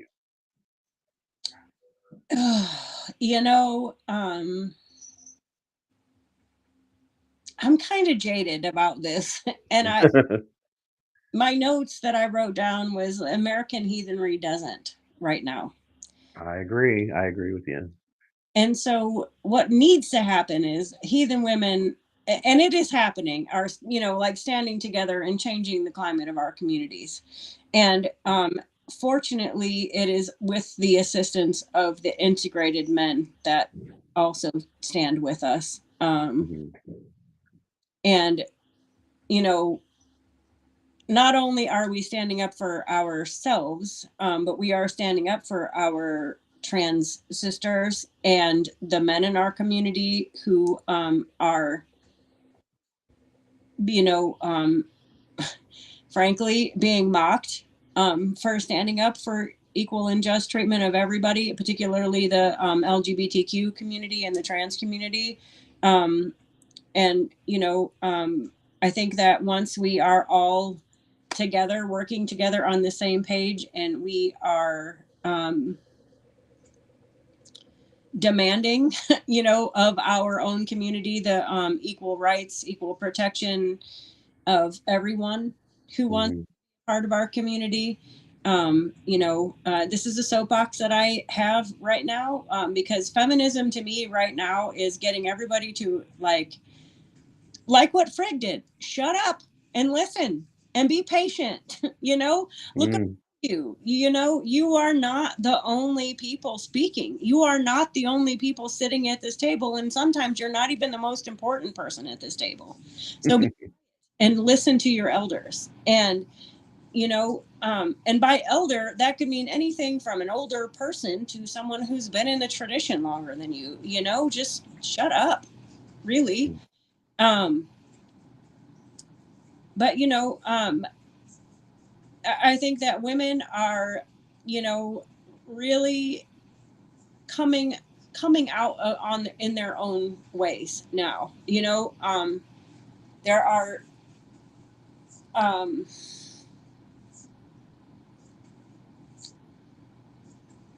you know I don't know, and this is a controversial subject, really. So these are my opinions and not necessarily the opinions of Mac Valentine. Uh, about a yearish ago, people came out and accused Diana Paxson of all kinds of things that were totally based on one person's observation of a TV show that was not about her, but was about Marion Zimmer Bradley's grandson being in this football thing. And in my opinion, Mhm. that was done as a movement to get her out of a very well-known heathen organization that is not the Asatru community. It's the other one that Mhm. we kind of know. That is my opinion only. That is not. That's an alleged belief, but I do believe that it was a way for them to get her out of the way without publicly violating their bylaws. And they threw this very dedicated female heathen elder under the bus to do it. And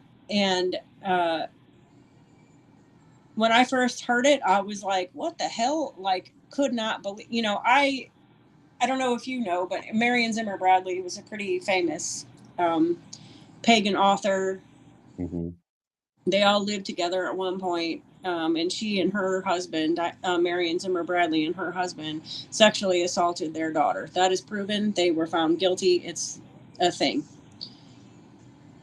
They Some of this happened in the house that they all shared together, and once Diana Paxson found out about it, she got rid of them.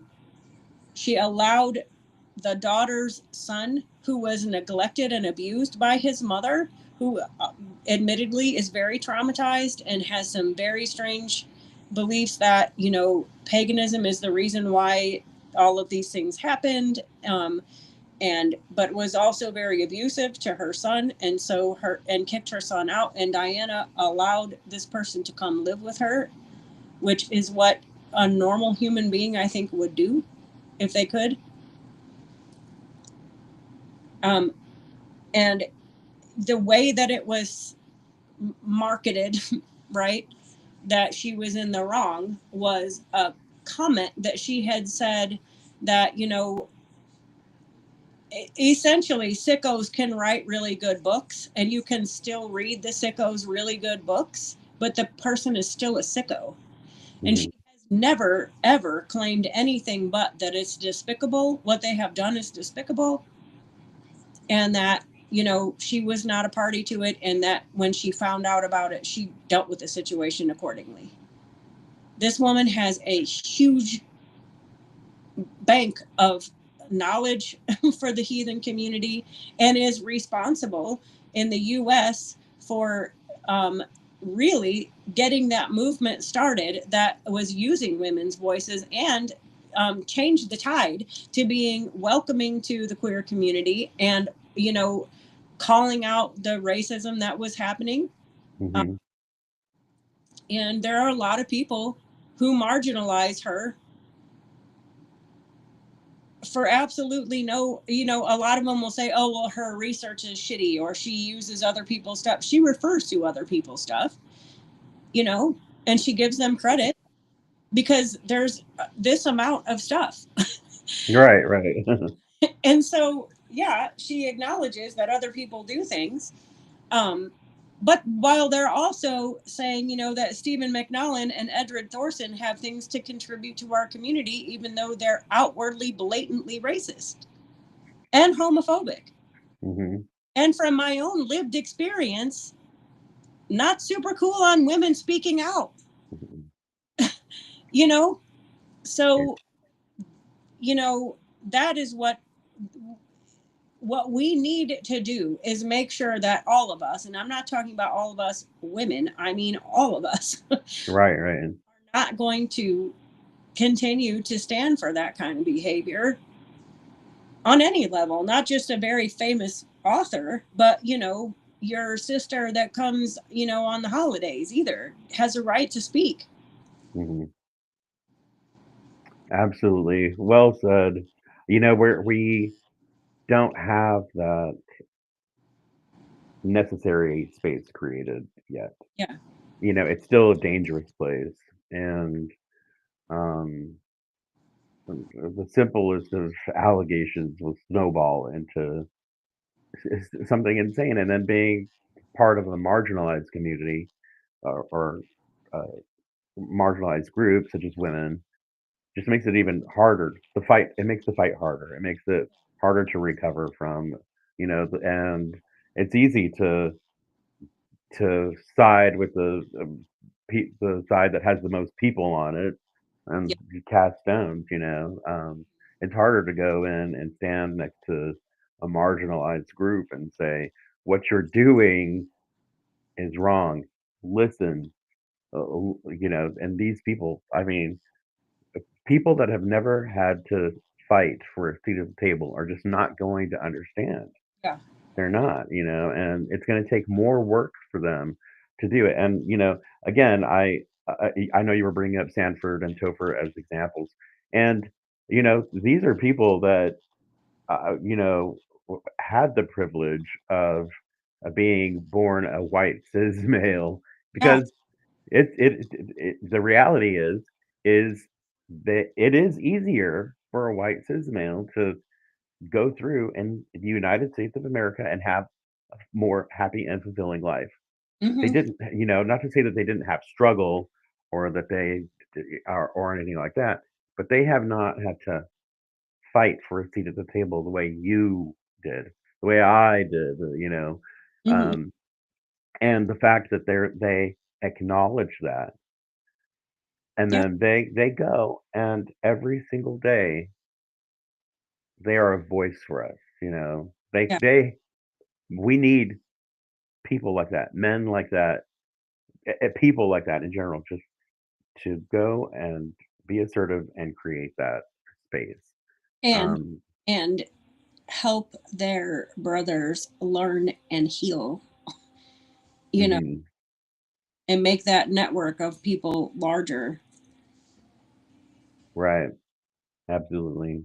So, yeah, I thought, I think you brought up a great example, with Diana Paxson. I have several of her books, talented, insightful, wise, Yeah. like the list goes on about this woman, and yeah, I think that, it was a shame everything that just went down. And And I don't want to mention the name of that group because that you knows what we're saying, but like at the same time, like, several years ago, I was in an abusive relationship. This is several years ago. I was in an abusive relationship and I needed to move. And I was like, I need to find somewhere for my kids and I to move to. And like, this is the financial situation that I'm in. And I had money to move. You know what I mean? Mhm. But I think she read that. And like, we're friends on Facebook because Facebook, right? Like, we're not personal friends or anything.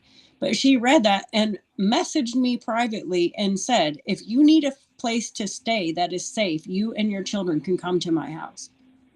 Wow. She didn't Wow. know Adam. I could have been lying out my butt. You know what I mean? Like, Mhm.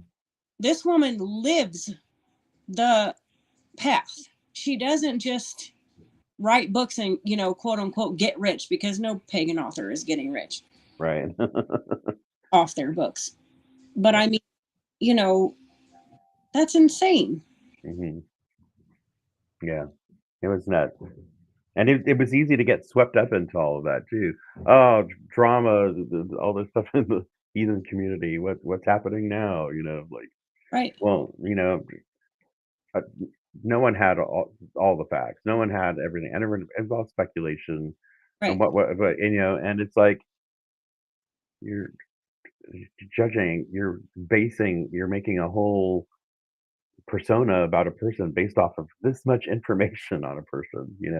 And completely besmirching her name in a way that is so gross and unfair, you know? Mhm. Absolutely. Yeah. Oh, that was the whole deal. And the dust has not settled from that yet, and I think that's shameful, absolutely shameful. Yeah, I agree. Mhm. So uh, let's move on. How do modern heathen women approach the practice of Sather and other magical traditions? I know this is something that it's one of those things where there's it's the closed subject. But generally speaking, for a woman who wants to get into practicing, say, their um, or and magic, what would you recommend to them? Go outside, sit down, and be quiet is the first piece of advice. And by outside, I mean as outside as you can get. So if you can walk into the middle of the woods and sit down and be quiet, do that first. Um, uh, you know, meditating to learn your own energy. We all have, well, not all. I found this out. That was a mind blowing piece of information. But most of us have like an internal dialogue. So if you're going to be receiving messages, you need to know who's speaking. So you need to know yourself well enough to know this is me speaking and this is not, message that I'm receiving. Um, just taking very good physical care of yourself. I think that we forget that what we put in our body makes our body. And so, keeping yourself in good physical condition as much as you can, and eating natural foods as much as you can, just food, foods that I always say have 5 or less ingredients and all are recognizable as an actual food. Hmm. I think that's very important. I do not, but some people use substances, ranging in anything from like blue lotus tea or mugwort tincture to, which by the way, both of those substances can be nephrotoxic. So please be careful, and don't do anything you don't know how to do. Find a person who works with herbs with experience and knows how to dose that. To, psychedelic mushrooms. I don't recommend that, particularly for people who are just starting out. You have absolutely no idea what kind of things you're going to walk into or are going to do. And so until you know how to do that for yourself, I think, avoiding those and learning how to do it the way that you can, but on your own, is probably a better idea. Um, there's some books. Diana Paxson's book, The Way of the Oracle, is really great. And then there's a website, seidh.org, seidh.org, has some good information, and some resources on there. I am big on finding a teacher, trying to find a teacher to help, just at least someone who is capable of like holding the space around you for protection until you learn how to do it on your own.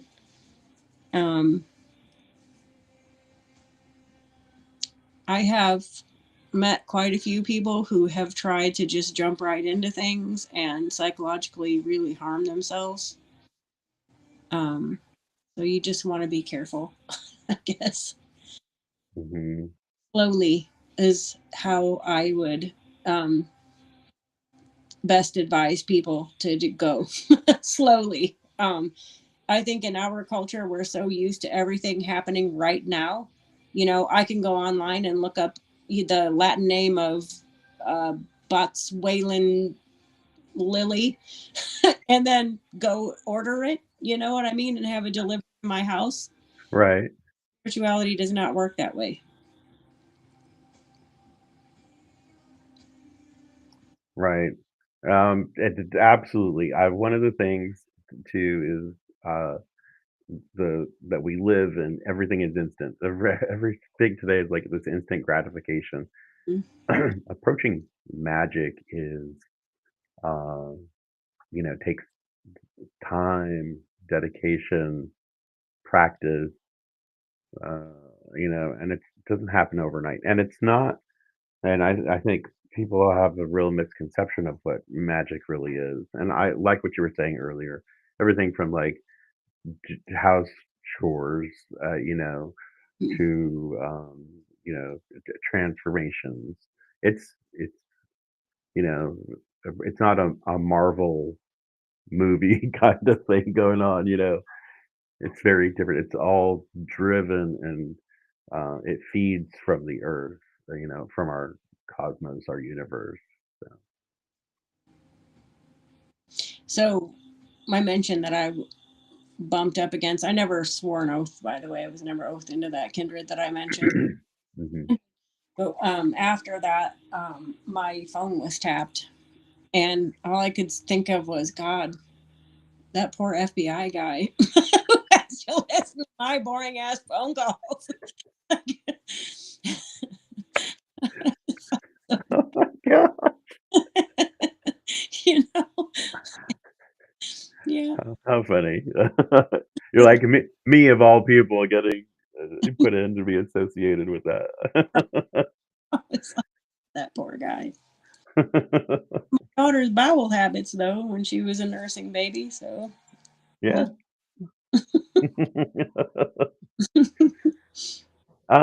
So we've kind of talked a lot of it about this already, but let's really get to the second part of it. So, what challenges do women face in modern heathery, and how can these be addressed?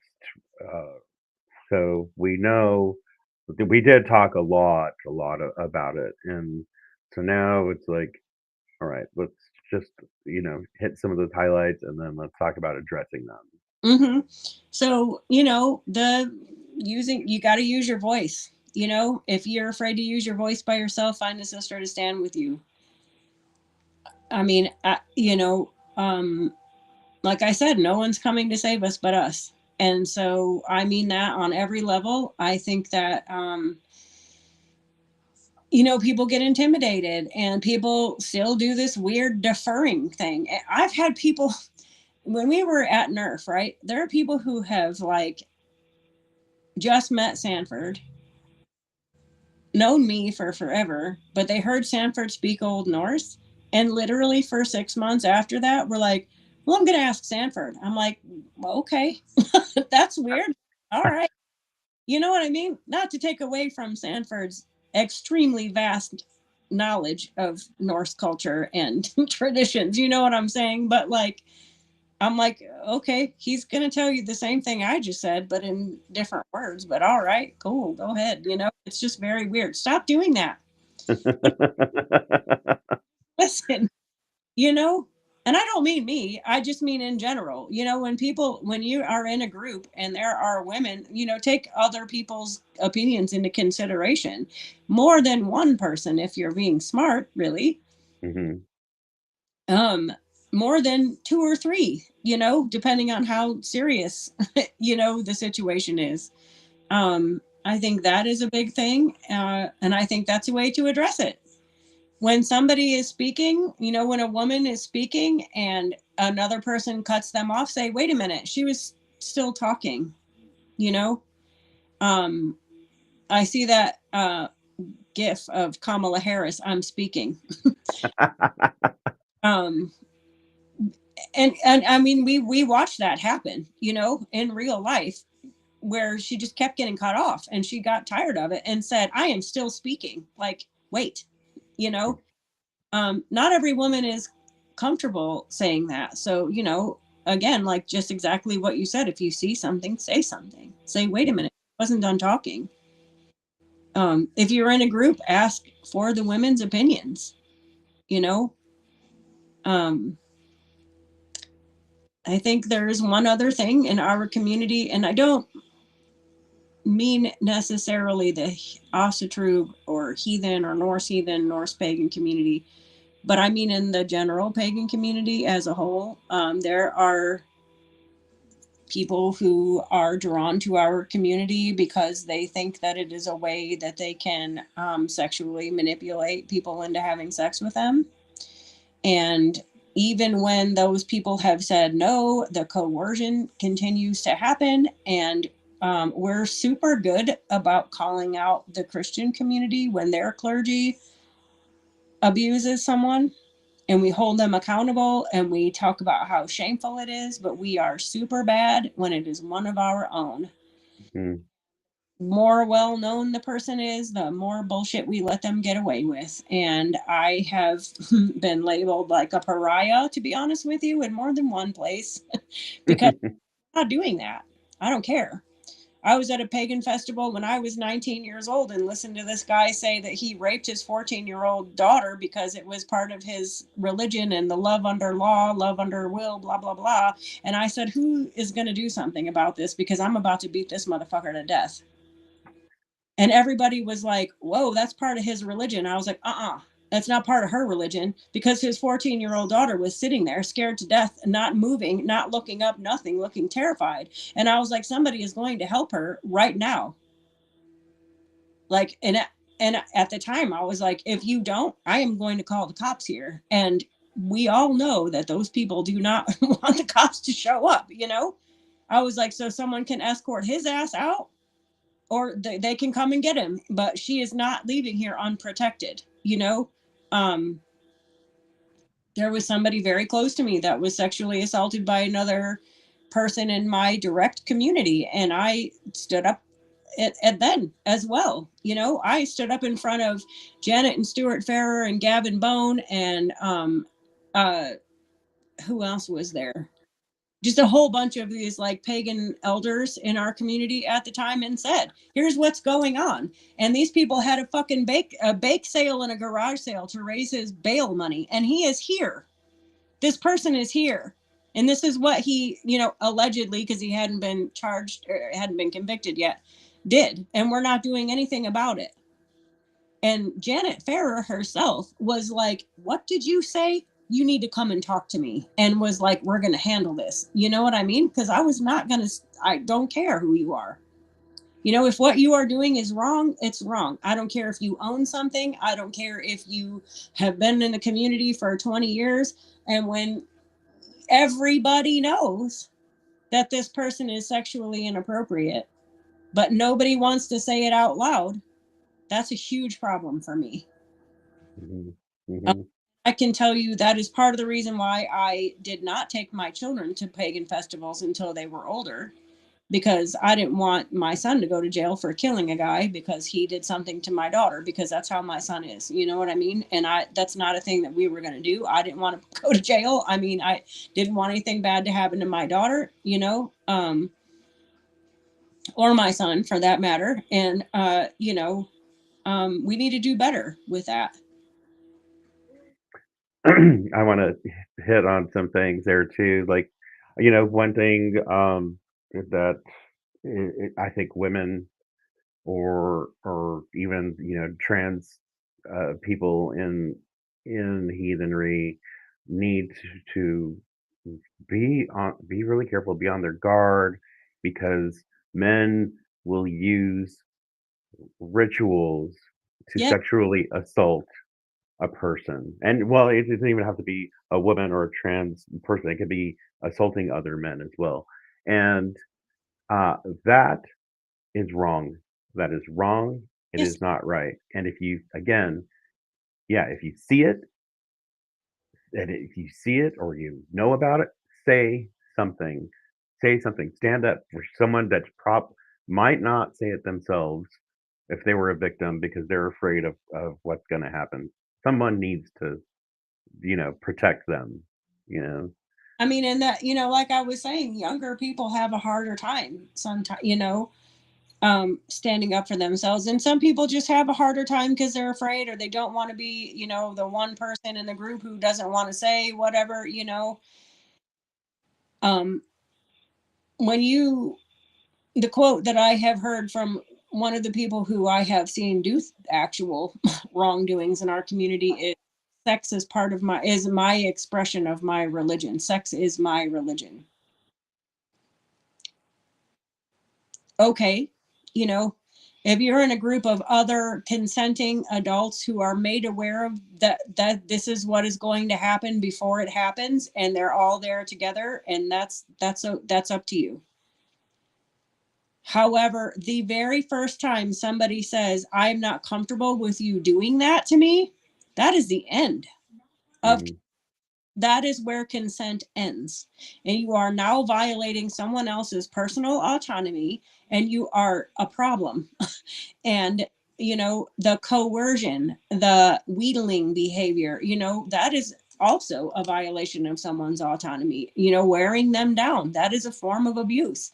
And we just don't we do a lot of justifying why it's okay, and a lot less acknowledging that people are afraid to speak up because they don't want to be ostracized. It's the whole apologetic movement that is so common. Um, and you're right. It's they don't want to be the pariah. They don't want to be the outcast because they said something that against a powerful person. Well, you know, in the end, what we have is our character, our legacy, what is spoken about us. And are you really going to be that person that stayed silent knowing something like that happened? Is that your legacy? Is that what you are made of? Yeah. So, well said, well said. And a great way, a segment into also protecting yourself during rituals, Mm-hmm. especially if like you're new to a group, new to a kinship, or you're first participating. Don't be afraid to set your boundaries. Yeah. Don't be afraid. Yeah. I know. We're almost done here. I'm like, there's so much information that I'm unpacking in all of this. It is so great. I'm learning so much too. This is awesome. Totally awesome. So, what lessons can today's heathens learn from historical roles of women in Norse society? How do Mhm. we? How do we? I don't want to be like a reconstructionist because if you don't change and evolve, you die. But there are things we need to carry forward. And what are some of those things? Stand up for what's right, you know, all the time. Be brave. Be brave when you're afraid, but do the right thing anyway. Defend your home, defend your family, your kin, protect what is yours, provide a safe, welcoming space for everyone. And that means everyone. That means immigrants. That means you don't Mhm. ask them about their documentation because that's freaking absurd. Um, those are human beings. Our ancestors did that. Our ancestors welcomed strangers. It's a whole myth that, the stranger that you turn away could have been Odin himself. And so, you just be welcoming, offer hospitality, keep one ear and one eye open in the spirit world, um, keep yourself open to omens. Um, and then, really listen to your elders, hear each other, um, heal each other, uh, work together, um, as I was saying way earlier, human beings did not evolve to survive the way we're surviving right now. We survived being tribal people. Mhm. And if we cannot start to depend on each other for things instead of looking like, well, I got mine, screw you, we're gonna run into problems. I have uh, an acquaintance that has lives on his own in a camper and has umpteen million guns loaded, cocked, ready to go, safeties off, all over the inside of this camper, and I mean like 100 guns. Other kinds of weapons, and those guns range in everything from like a 22 pistol to an AR. Like there's absurd amount of weapons and ammunition in this place, and cool, whatever. And his thing is always, when the shit hits the fan. When the shit hits the fan, I'm prepared. When the shit hit, buddy, someone's going to shoot you and take your shit because it's just you. You don't have anyone watching your back. You refuse to become part of any kind of community. That's You don't survive being the whole like kung fu walk the earth alone. It just doesn't happen that way. And that is one of the things, that I think about all the time. And when I think about Norse culture, I think about fishing, I think about farming, I think about textile weaving, which is like, as far as like women's value in a culture, like most people don't realize that, weaving textiles was producing textiles was like hugely important for the financial survival of communities. And so women having these talents to do that was incredibly important. The metal making that men did, making swords and weapons and things like that are important, but most of the time, a man would have one sword his whole life and that sword would be handed down. And so, you wear your clothes out. I mean, Right. you know, um, you can't fight if you're naked and freezing to death. I mean, unless you're a Celt, I guess, and painted.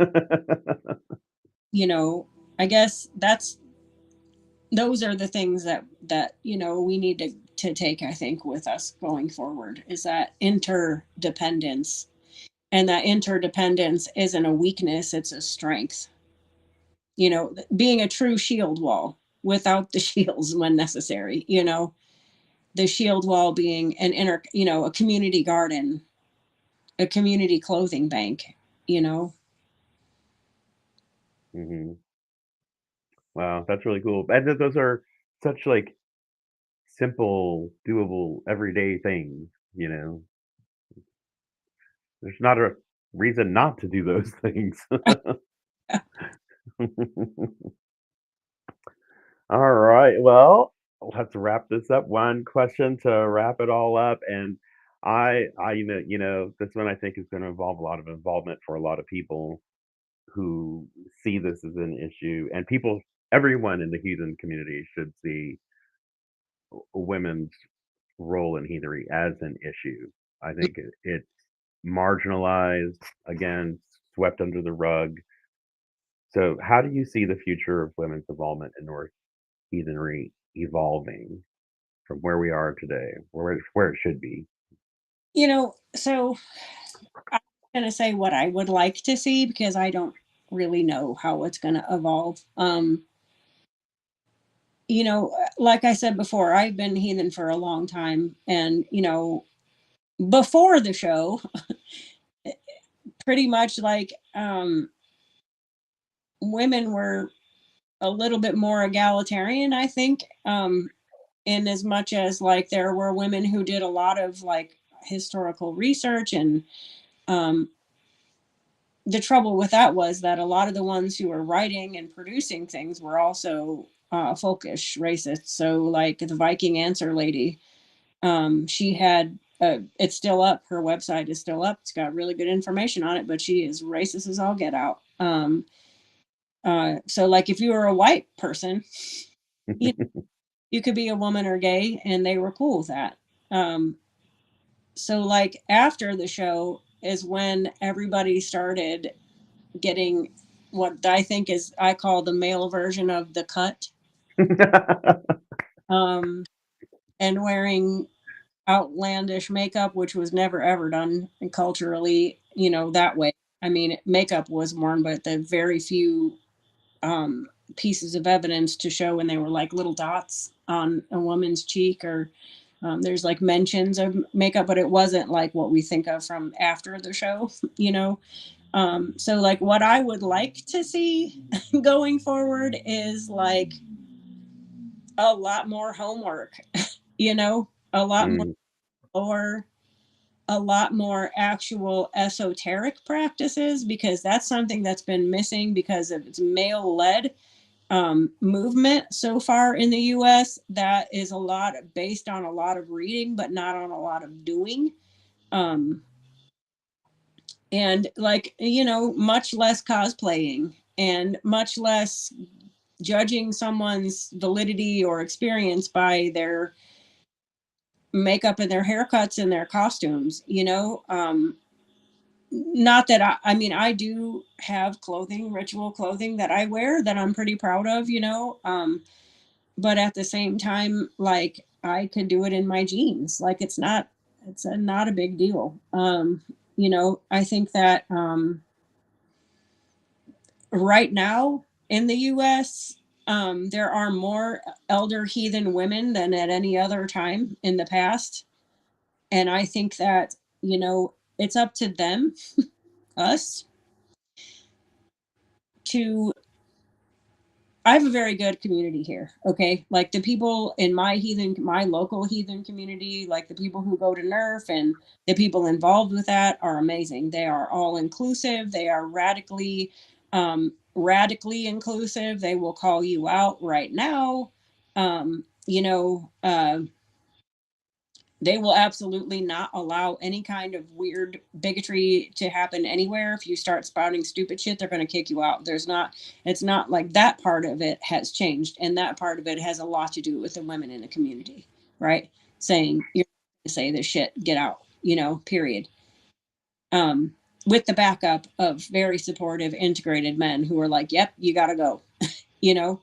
Um, I will say that my own community, that there are you can't, that horrible saying, you can't swing a dead cat without hitting a man there, like would affect me.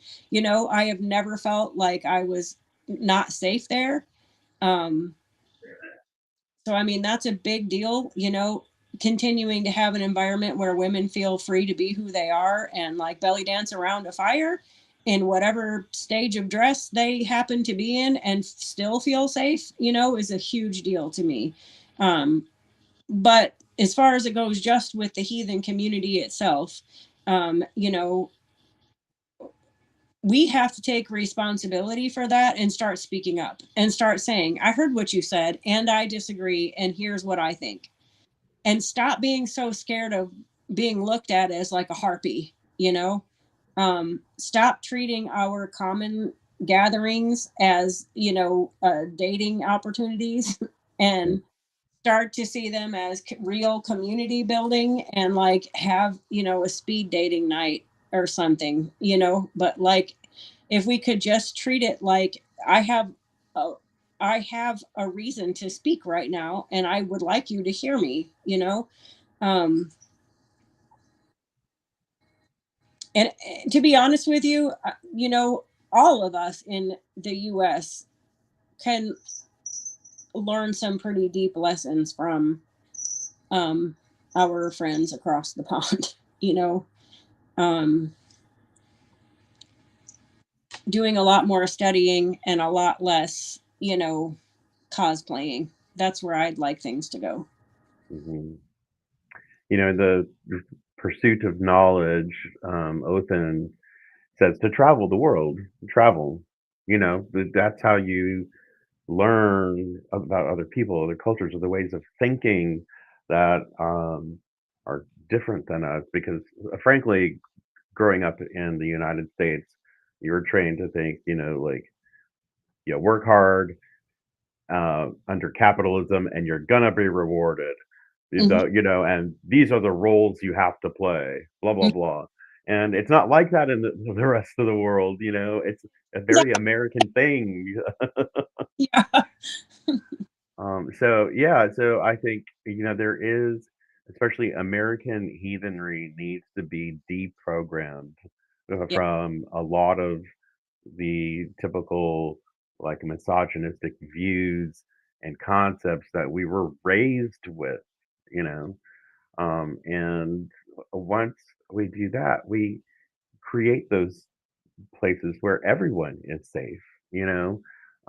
And I, like you said, like to be able to go to a gathering and to be your authentic self without fear, you're mhm, going to have the most elevated and meaningful spiritual, e- you know, experience. You're gonna like ex- experience the way you're supposed to as a person. yeah, yeah. And, like you were saying, nobody wants to be a complete reconstructionist because we don't live the same lives. But at the same time, practicing a religion without substance behind it, not being able to, I mean, it's frustrating to me when you have people who have been in the community and come to the festivals and gotten drunk around the bonfire and cool, everybody's having a good time, and who have all the tattoos and wear all the cool t-shirts and have the cut and everything, and then you put a horn in their hand and say, okay, well, raise a horn to a god of your choice, and they just are blank, like they have no clue what to do because my daughter referred to this one person that we know, telling her, saying something to the effect of like, my daughter has absolutely beautiful hair, she has very long golden gorgeous sif like hair, right? And this guy said it's enough to make Odin's wife Sif jealous, and then in the same day was trying to tell people that they need to get more serious about reading the lore, and I was like, bro, what? pick up pick up a book. Pick up a Marvel comic. Like, I know. Oh my gosh. Oh my gosh.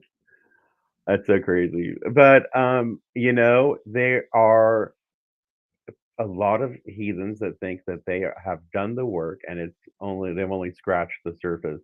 The thing about it, again, the pursuit of knowledge, the pursuit of knowledge. I think there's several core elements to being heathen.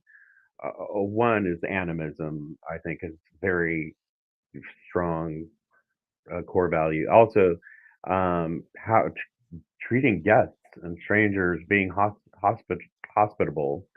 And then the next is the pursuit of knowledge, and some people, like, they reach a level and they just stop, and that's it, or they'll listen to an audiobook and that's the extent for them, you know.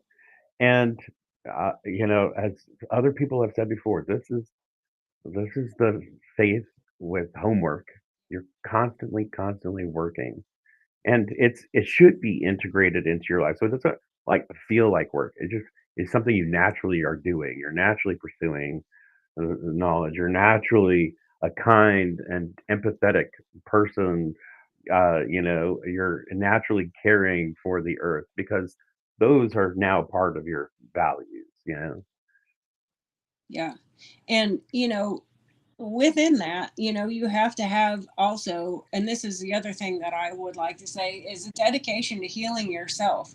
So, healing your mental state, healing your emotional state, healing your physical body, healing the wounds that, are outstanding in your life, uh,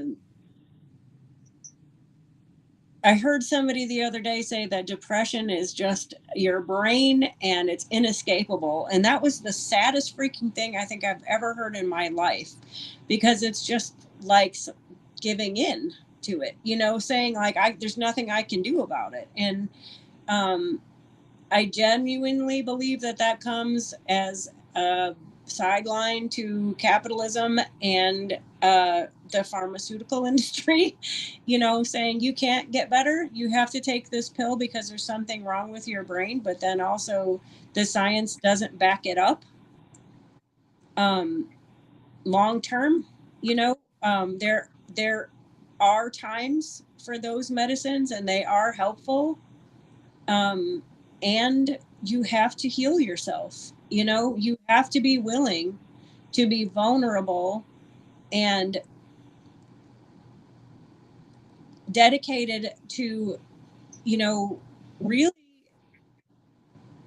addressing those things that, have caused the harm in your life. And everybody has them, every single person has that. Some of us have different levels, of trauma in our life, but every single person has trauma, and every one of us has a responsibility to grow and to not pass that weird on to our children to solve. Mm.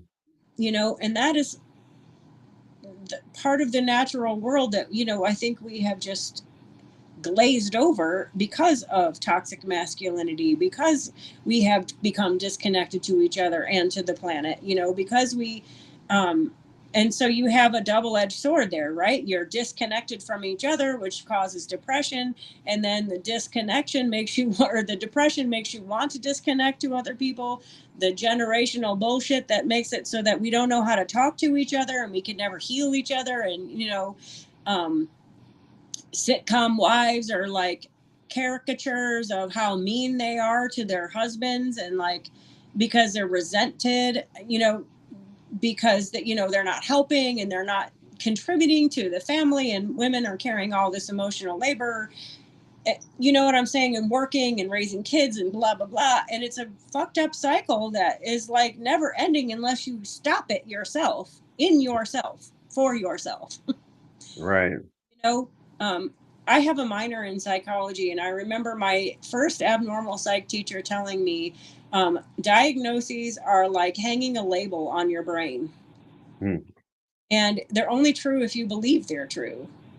And he worked with veterans, combat veterans who were in treatment for PTSD, but also in treatment for substance use disorder. And he really was like, why are you hanging this label on yourself instead of looking at the individual thing that is causing you trouble, you know? And I will never forget that as long as I live, because I think it is an invaluable piece of advice. I think that, we really need to, as a community, heal our own wounds so we can heal each other. And when we can't heal our own wounds ourselves, be able to reach out, you know, to each other. Absolutely. A point you hit on regarding the Reconstructionist uh, portion, it would be impossible to. Well, it's not impossible. People are trying to do the Reconstructionist thing, and that's good for them. If that's your thing, whatever. But there are things I think that we have abandoned uh, that were a part of historically the faith that we need to really focus on bringing back. Animism to me is one of the big things, I think. Our connection with the earth and to each other as species, and our responsibility to care for the earth, and honor it. So there are things that I think, that I have been kind of not prevalent or to the forefront that we really need to focus on Mm-hmm. working on bringing back. Yeah. Stick your hands in the dirt, or, Hmm. you know, science is finally catching up to our ancestors, our ancient ancestors, and going, hey, there's this thing called grounding that's beneficial for your mental wellness and your bodies and your hormone balance. And if you um, garden with your hands in the dirt, it is literally an antidepressant. And you know what I mean? Like it fixes your gut bacteria. And, if we stop trying to sanitize every single solitary moment of every single part of our lives from birth till death, you have this thing called an actual functioning microbiome in your gut that, like, fixes half of your problems. It's crazy to me that so many things could be solved by living a more connected animist lifestyle. Mm, absolutely, absolutely. Well said. Um, wow, we covered a lot of ground today. We talked about a lot of things, and I know a lot of things that you and I share a very, very similar views.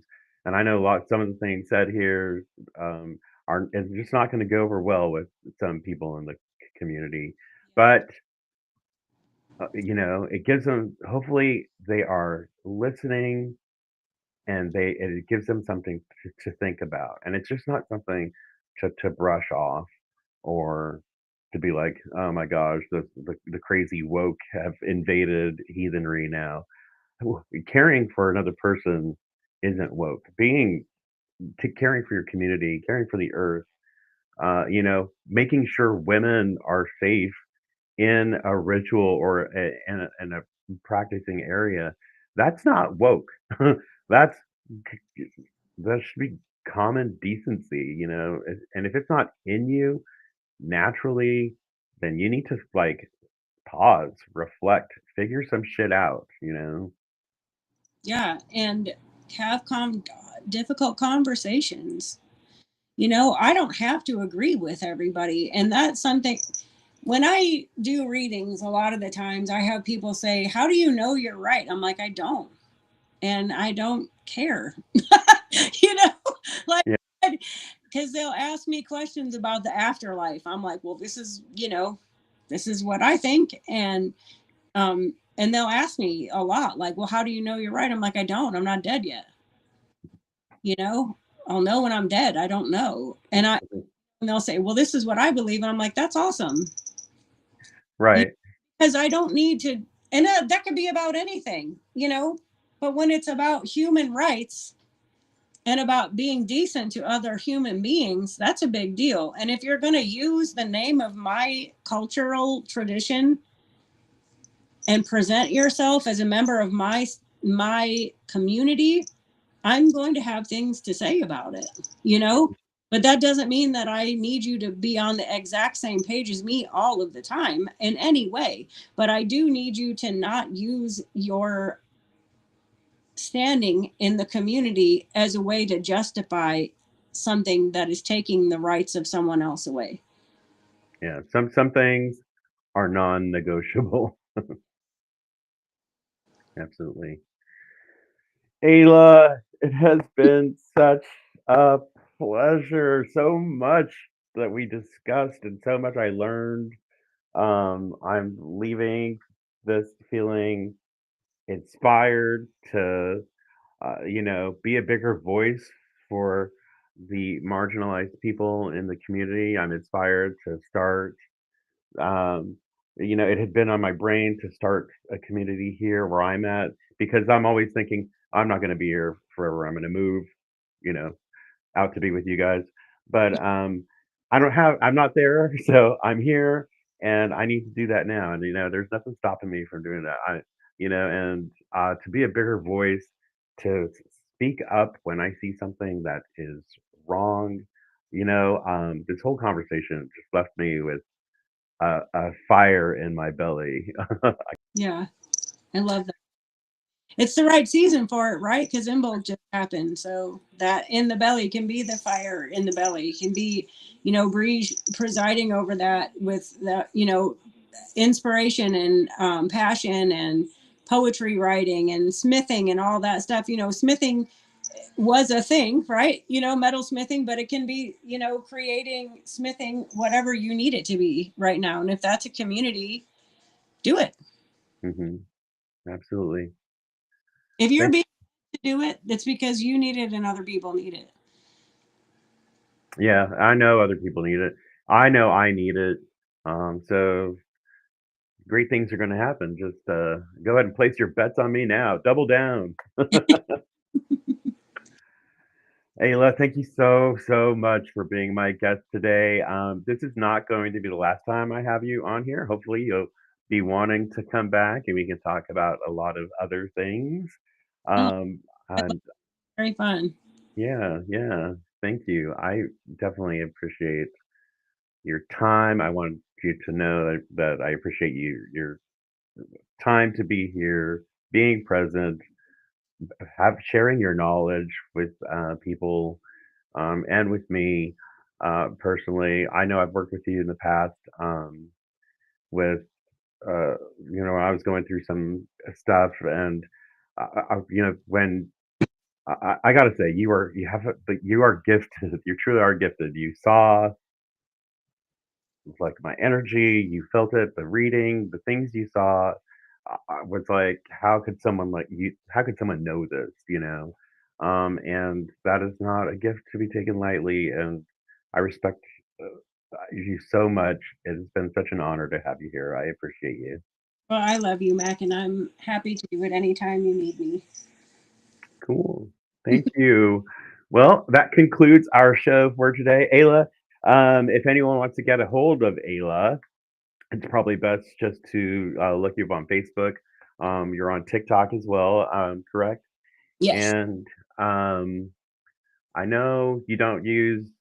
I don't use Messenger. I don't know. Do you use Messenger?